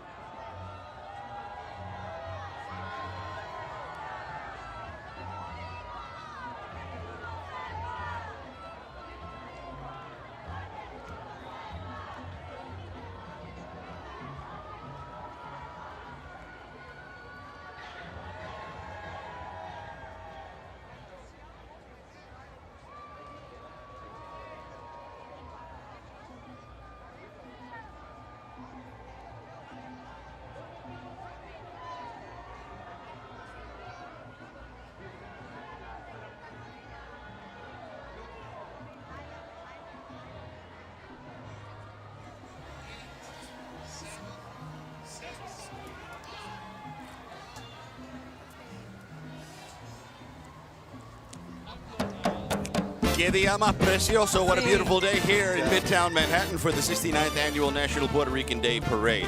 I had a chance early to meet this. You're going to love this person, this woman here. Passionate cosplayer, Latin dancer, Star Wars fan. Who is it? Lilibet Torres, no relation.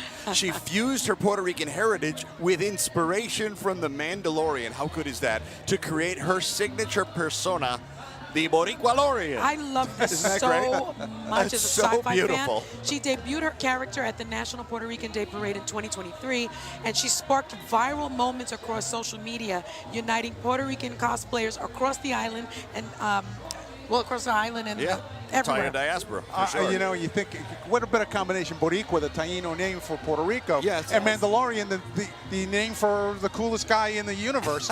Now she returns as a 2026 parade ambassador and is with Sonia on her float. Hey, Sonia. I love this. It's so incredibly creative. Lilibet, you look great. She's a dancer, she's a cosplayer, and she is a proud Boricua. You've become a standout figure in cosplay, in the cosplay community with your character, La Boricua Lorian. What inspired you to create this incredible character? This is just a combination of everything that I love. My love for salsa, my love for my culture, and my love for being a nerd and loving loving Star Wars. And you're not from Mandalore. Where, what part of Puerto Rico is your family from? I'm from Planet Borinquen, and my parents are from Utuado, Puerto Rico. And there's so much attention to detail in your costume. You've got some Taíno symbols, you've got a coquí, and you've inspired the whole Boricua verse, the Boricua Lorian verse. It's a whole universe of characters. We see them here in the parade. What is this like? It's really taken off. This is just amazing, you know. Ever since I started cosplaying, I've been finding more and more Puerto Ricans, and they feel just as proud as me. So they're out here representing alongside me with their characters that they love with their own cultural flair. And you're not too hot in that helmet because you were very clever and built a fan in there. Yes, I got some fans in here and make sure I stay cool. Thank you so much, Lily Beth. Have a great time today. This has really taken off, and it's so incredibly creative. Sending it back to you guys in the booth. All right, Sonia, that is so fantastic. So I talked to her earlier, La Boricua Lori. She 3D printed her helmet, her shoulder pads, her chest plate. It's just absolutely fabulous. I mean, it's a new level of creativity to create the character that she's done. 3D printed it. She recruited one of her pals, said, this is what I want to create. By the way, put 2 fans in the helmet because here's it gets my really question. hot. Where do you get together for a cosplay party? You know, maybe Comic-Con, maybe just walk around like that. All right. Well, or come to a parade. Yes, exactly. This is the perfect. Wow. But I love the costume. Oh, It's so amazing. amazing. This is like the perfect thing. Yes. I love it so much. Yes. And David's The a huge Star Boricua Wars. verse. This guy's a huge Star Wars They fan. had me at Boricua, but then they added the Mandalorian. And then Boricua Lorian. It makes so much sense. Come on, it's too much. Yeah. Oh my gosh. Wow, it's so great. I Wow. can't believe it. We're having such a wonderful time. This is an amazing parade, such a great turnout. And this year's the cosplay community. So the cosplay community, they create these characters and they become them, and they go to events and they become La Boricua Lorian. I think I want to join. Yeah. who I'm afraid to ask who you would be. I don't know. They have their own Boricua verse. Like a Princess Leia type of maybe Okay. something. Maybe a Jedi. Like Jedi. Right? Something like that. Like half frog, Like half Jedi. yeah, something like that. I would be El Chicharron. Oh, okay. What special powers do you possess? I am crunchy. I am delicious. You're delicious. Yes. I'm not good for you, I'll tell you that. You're polyunsaturated. But I'll be a lot of fun, and everybody will want a piece of me at the party. They'll be like, bring that guy. Yeah, we love him. Get some more of him. El Chicharron is here. You know what would be a good one for you? La chancletera. I like that one. Because nobody's My children gonna, are right? very familiar with that. Are they? La chancleta, sí. Seguro que sí. Seguro que sí. I bet you got it. You're a laser. I've got a good one. I got a good aim. You could take My grandmother had the best aim. Oh, they could take a fly out from across the Oh, across abuelita. the hallway. With that slipper, forget As it. soon as you become an abuelita, you can learn how You to become a chuck the chancletera. Yes. Oh, wow. Hey, listen, few musicians shaped the sound of Puerto Rico quite like Angel Lito Peña, legendary composer, arrange leader, band leader, music director. His work helped to define generations of Puerto Rican music and television as well. So through timeless compositions and a far-reaching influence on countless artists, his musical legacy continues to echo across Puerto Rican culture today. Here's now a tribute to the life and legacy of Angel Lito Peña. In the heart of Puerto Rico, where music tells stories of identity and passion, one name will never fade: Angel Lito Peña. A composer, music director, and visionary, Lito Peña transformed Puerto Rico's musical landscape, elevating salsa and popular music to new heights of excellence. With every arrangement, every measure, he built a legacy that inspired generations, leaving an indelible mark on our culture and musical heritage. Today, his music lives on, in every note, every stage, every heart that beats to the rhythm of Puerto Rico. Angel Lito Peña. He didn't just conduct orchestras, he defined an era, and his legacy lives on.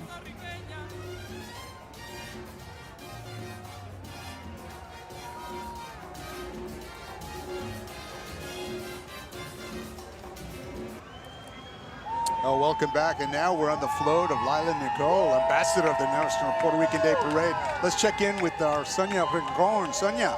Well, Lila Nicole is a fashion designer known for her bold swimwear, resort wear, and iconic performance costumes, and she is from Queens. Lila, how did growing up in New York City and coming to the Puerto Rican Day Parade influence you creatively? I mean, I've been here my whole life. There's so many things that you could take from the music, from the culture, from the people, and it's amazing just to be here right now. This inspiration is definitely going into my next collection. And you've designed costumes for Super Bowl halftime shows. I have. I've been able to do 2 Emmy-winning halftime shows for The Weeknd, for Kendrick, Mary J. Blige, and 50 Cent, and it's amazing to work with my icons. You've already built an extraordinary legacy in fashion, entertainment, cultural representation. What's next for you?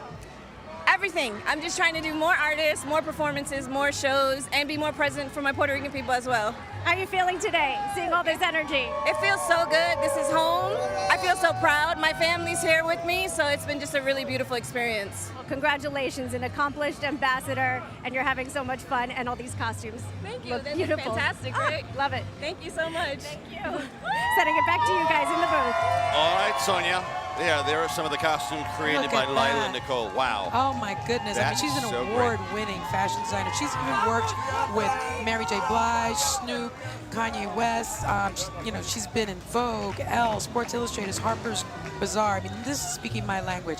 I just love fashion, and I love what she has created. She's from Queens. Anyone else here from Queens? I don't know. I don't know, David. Can you come across somebody? I've been all over Queens. Jackson Heights, Woodside, Sunnyside. They kept moving me from one spot to the next. Yes, They bouncing were like they around. had enough of me, you know. Okay, try someplace else. But it's always a great one. And anytime you find another Latino in your community, right away you're like a primo. All right, my heart started thumping a little here.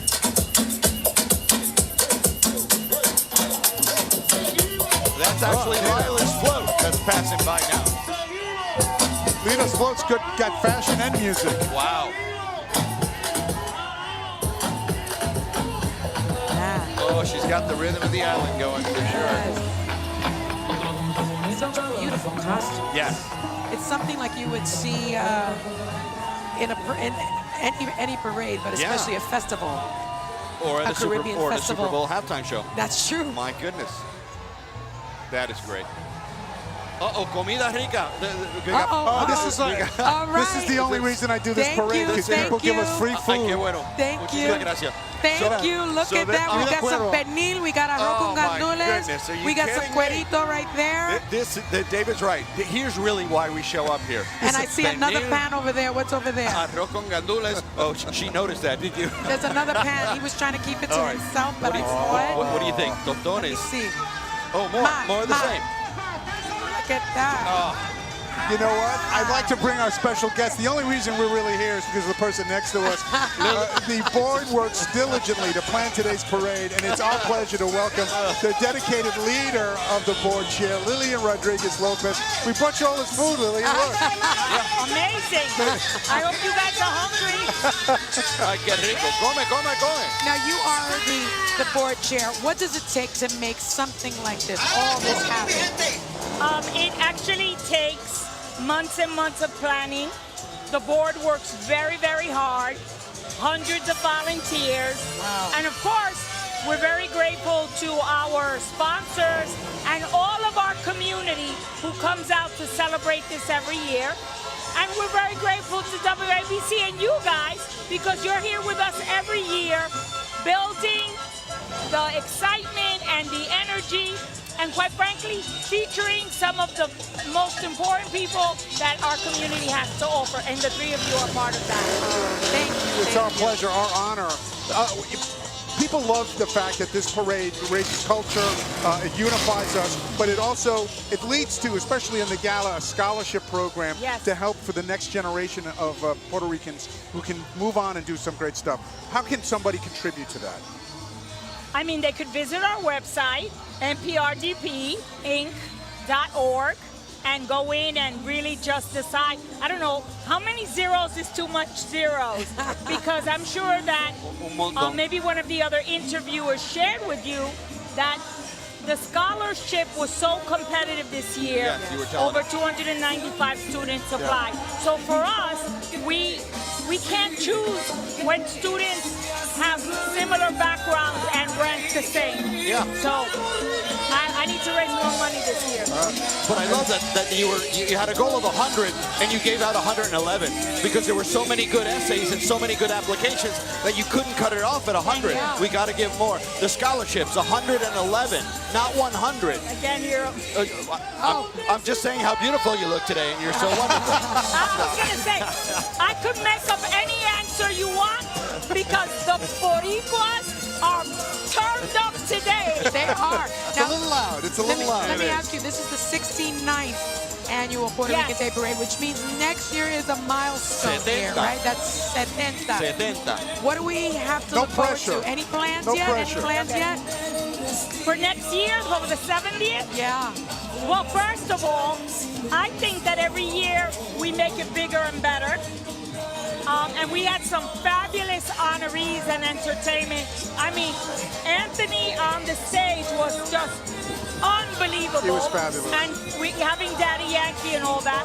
But next year, think about all of the talent and all the people we have in our community and how that it just gives us an opportunity to continue to show que somos más que 100 por 35. Yeah, sure is. Sure is. Thank you guys. Thank you. Just a big shout out. You were recognized by People Espanol, one of the most influential women.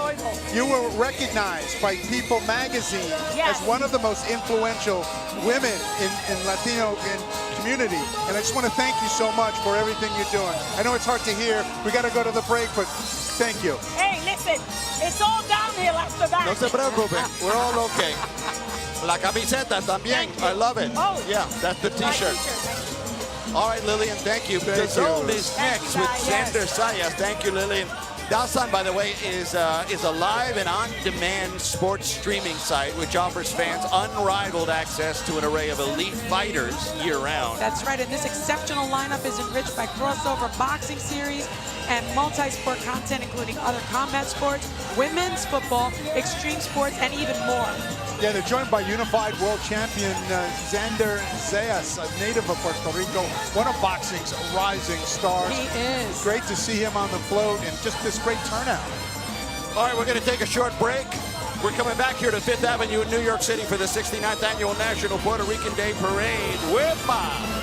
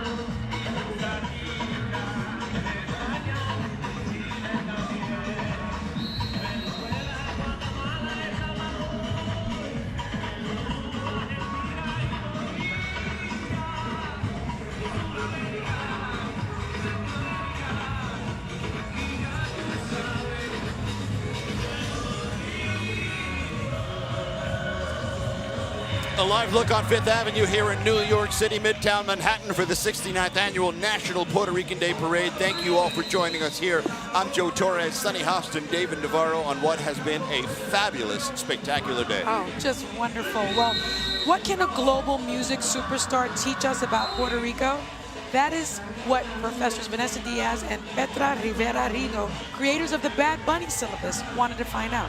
Yeah, we got a taste of it from the Super Bowl halftime show. Their educational platform, that's what we mean by syllabus, explores how Bad Bunny's music and cultural impact have become a gateway for new generations to learn about Puerto Rican history, politics, identity, while celebrating and preserving the archipelago's culture and pride, purpose, and joy. So, Pedro, what exactly is the Bad Bunny syllabus? The Bad Bunny syllabus is a website that offers educational resources to situate and contextualize the work of Bad Bunny. So we have resources about the Puerto Rican debt crisis, about Hurricane Maria, about the history of reggaeton, about gender politics. Yeah, the idea has always been to make it so that we're using Bad Bunny as this sort of hook to get into the biggest issues in Puerto Rican history. But it's not focused on Bad Bunny as a star because he's a star. It is really about so much more. And the reality is that the music speaks for itself, right? We use the lyrics, we offer translations of footnotes around the lyrics because he literally speaks specifically to Hurricane Maria. He speaks to El Apagón, blackouts, right? He speaks to all of these crises that make it really easy to show that this is about more than just the music. The two go hand in hand, right? Learning about Bad Bunny is learning about Puerto Rican history. Yeah, and growing up, we didn't learn about Puerto Rico in the classroom. And our students, even those from Puerto Rico, tell us in the class that they're learning history they never learned.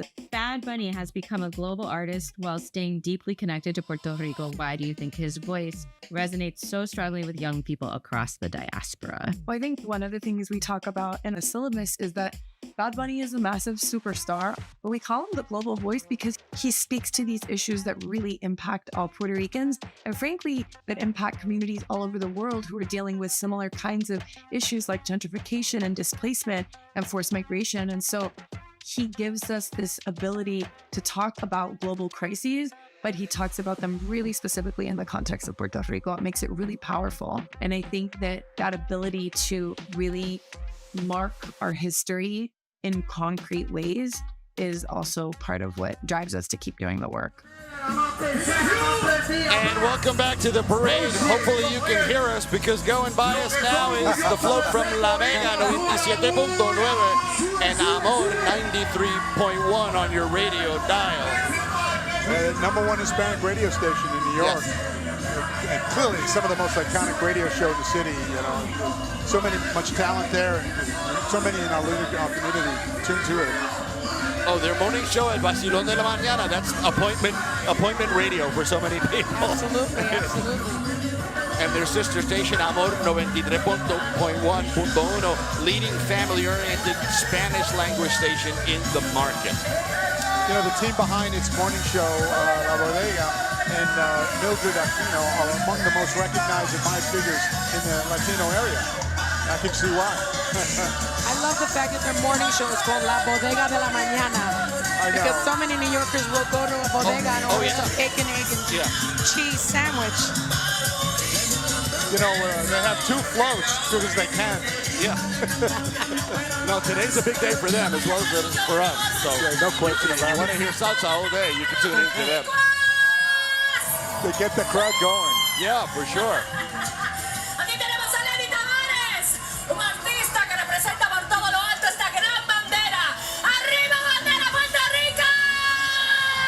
Puerto Rico! I think I heard her. You know, they play not only Spanish music, I don't know if you mentioned this, David, they're the only 2 Latino-owned and operated minority-certified stations in New York. Wow. And more importantly, they're bachata y más. Yeah. Okay? Y más. I think we're getting the más right now. We're getting the más.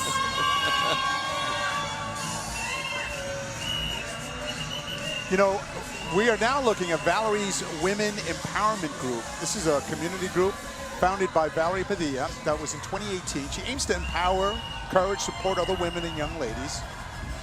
Movement dedicated to ensuring that every woman and girl has the opportunity and motivation to reach her potential and live out her dreams and goals. And think about it. I mean, with over 4,000 women from around the world, they really stand united in empowerment, resilience, and the community. They've donated their time and support to serve at soup kitchens. They've prepared food. They've given out to the less fortunate. They've donated clothing, school supplies to domestic violence shelters. They are doing the work in the community. No, they exemplify what it is to give back. That's right. There you have it.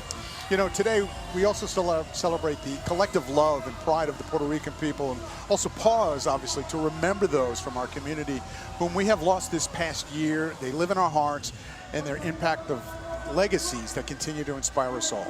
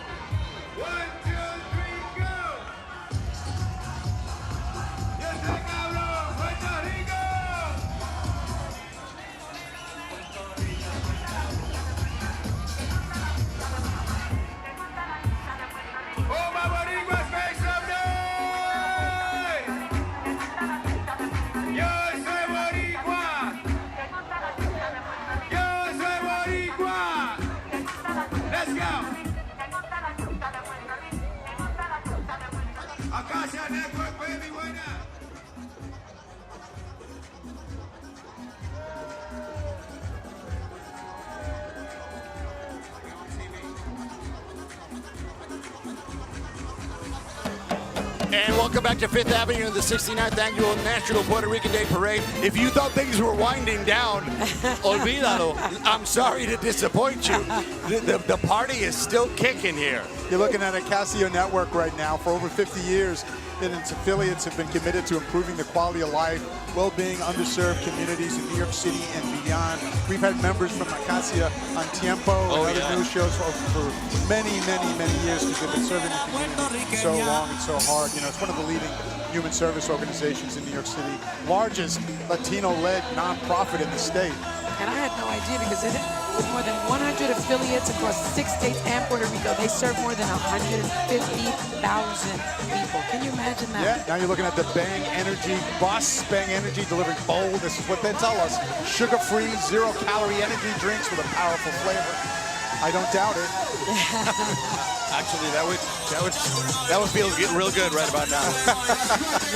I like the bus idea, though, by the way. I like the bus. It's so different, Look at how right? much room they have. Yeah, it's great. And they're having too much fun. It must be the Bang Energy drink. They have a coquille on the bus. I enjoy it. But why don't more people do that? Let's look at that. I mean, it's nice to have them, but I don't think we need more energy. Who thought that was a good I idea? think we're doing okay with the energy we have. We need a tranquilo drink. Yes, exactly. Do you have anything? Cálmate. You know, one of those. Up next, the Nassau County Office of Hispanic Affairs. Go ahead, Sonny. Nassau County, under the leadership of County Executive Bruce A. Blakeman and the Office of Hispanic Affairs, celebrates the rich cultural contributions of the Puerto Rican community, and they are joined by attorney Chrissy, I'm going to butcher this, Grigoropoulos. Grigoropoulos. Yep, community leaders, and proud Puerto Rican Deputy Director Melissa Figueroa. Nassau County Office of Hispanic Affairs is a Nassau County government department that serves as a liaison between the county government resources and its large and substantial Latino population. My cousins, I got a lot of cousins in Nassau County. There you go. Are you kidding me? You know, their mission is to coordinate the resources for the Latino community and help educate, empower, integrate individuals to foster greater participation in just everything that's Nassau County, social, economy, civic life. It's very important. As well as a lime green Lamborghini. I like the car. Yes, for sure. Awesome. That'll get you through the parade rather quickly. You know, I'm going to just give a shout out to our Sunny Hostin, who, poor thing, her throat is not 100%. Pobrecita. She is still here for the people. She's a for champion. The culture. Oh, it's something I've been struggling with. I have vocal cord polyps, I know. which a lot of people that speak for a living get, and you don't know that you are a vocal athlete until something like this happens. But I just want everybody to know, every once in a while, you'll get something in your throat because it's not easy. And I can't thank you enough. And just struggle through it for us. You're amazing. What a trooper. You soak things up, okay? Salsa. Just enjoy the parade. Yeah, from now on. Yeah. You know? Oh, my goodness. No, it's good to have you here. We again want to thank all our viewers in Puerto Rico watching us on WORA-TV, Tele5, Channel 5 there. Thank you for joining us here. I hope the weather in Puerto Rico is as nice as it is here in Midtown Manhattan. Oh, my goodness. It's beautiful here. Every year we look forward to this parade, working with these two fabulous people, being surrounded by a staff just as amazing. Our director, our producer, everyone involved. It takes a real village to pull a parade like this off. Thanks to all of you for making this so special and what you're doing for the Latino Puerto Rican community. I know, and thanks for Sonia I think we need to go toss out to Sonia for a second. If is she available? Sonia, you're the best. Thanks for joining us. Sonia. I got you. I think I can hear you. It is quite loud here. I have heard this song, Nueva York, so many times today, and I will never get tired of it. I'm not tired of it yet, and it just feels so good to feel the music just going through your body. That's one of the things I love the most about the influence of the Puerto Rican community in New York City, where I grew up, is just the music, from the classic music to the reggaeton, salsa, everything in between. It's just, I mean, I love feeling the music today as loud as it has been. But, you know, thank you for letting me be part of this incredible community today and being an honorary Puerto Riqueña for today. And, you know, let's keep telling the stories of this beautiful diaspora. You are an absolute champion, Sonia. Thank you. No The question feeling about is it. mutual. She's You know, great. Sonia, isn't it great? I mean, this is the opportunity, on a selfish note, for us to meet some of our heroes, to people that inspire us, to sit next to them, to talk to them, and then bring them to the audience, of course. Yeah. But then we go home and we tell our family and friends, do you know who I hung out with? Yes. Do you know who I met? I sat next to Sonny Hostin for 3 hours. For 3 friggin' hours. Such a pleasure. Yes, I was hosting with Hostin 3 hours, 3 horas. Hostage with hostage. No, we couldn't be blessed. You know, she's kidding. We're having such a great time. Sonia, you did a wonderful job out there. Yes. Thank you so much. Always do a good job every No, year. it's just electric. And pile on top of that, the Knicks' victory last night. I mean, I can't take it's anymore. Come on. It's It's just too much happiness. It's a great time to be in New York It's City, a and the way that beautiful championship time. has unified the city. Yes. And, you know, no more talk about politics or sides No. or this or that. No. Everybody's a Knicks fan. It's unbelievable. Yeah. It's to New York City, unbelievable. Yeah. which is why Anthony Ramos' song "New York City" is like the perfect It's timing. The timing is perfect. I'm Yeah. sure his producer and his agent and his manager are like, They knew? let's make this the Knicks anthem. So smart. Because this is So so smart. perfect. I know. Wow. It's just been such an electric time. You were just looking at Latin Power Dance and Arts, Yauco, Puerto Rico. Yauco, Puerto Rico. Wow. Power Dance and Art group. They came all the way from the island here to join us. And it's more than an academy, apparently. It's a family where dancers and parents, they come together, take to the streets, a powerful mix of culture, discipline, and passion. Isn't it great? So there's another place where good dancing comes from. Yes. Wow. And now we're looking at the New York City District Council of Carpenters Latino Club. Wow. The New York City District Council of Carpenters Latino Club provides support and valuable information for its members and also visitors. They support the union and the organized labor movement while engaging with communities as union carpenters in the New York City area. I'm sure they'll craft some nice furniture for you. Yes, if you're looking yes, for something, please. Because that's what we do. We fix things. Now we got the yes, the Transit Union, Local 1056, largest labor union representing transit allied workers in the U.S. and Canada. I have 2 cousins in that union. Fights for the interests of its hardworking members, promotes mass transit. It's founded in 1892. Thank you very much. Wow. Oh my goodness. Today, I got over 200,000 members, including metropolitan, interstate, school bus drivers, and much, much more. All right, we're down to our last 30 seconds, David. Some final thoughts. Otra vez. Fantastico. Fantastical. Yeah, Just have been a wonderful time to spend great. it with the 2 of you. Thank you for making it so special for us. Such a blessing to be here Take be a part of this. lozenge, okay? I will. And you'll feel better. Thank you for watching, everyone. Yes, on the 69th Annual National Puerto Rican Day Parade and our coverage. We'll be back next year for the 70th anniversary of the parade. Ahora Enjoy sí. the festivities, everyone. Otra huepa. Si pasa por Vega Baja, saludamos de esta Oquendo, que parece que está haciendo, cocinando una batata. Si pasa por Vega Baja, saludamos de Toquendo, la abuela de Papo Vaque, que vive en calle Las Flores. Y pasa por Almirante, y si no por el ojo de agua, para darte un chapuzancito y que se sienta fresquito. Si pasa por Vega Baja, saludamos de Toquendo, la abuela de Papo Vaque, que vive en calle Las Flores. Nos vamos para la playa o quizá para Sabana, Almirante Norte o Almirante Sur, lo siento. Si pasa por Vega Baja, saludemos de Toquendo, la abuela de Papo Vaque, que vive en calle Las Flores. Dicen que Modesta se siente bien contento porque vio a Papo Vaque cantando en la paradita. Ay, no va. ¡Viva Puerto Rico! Modesta.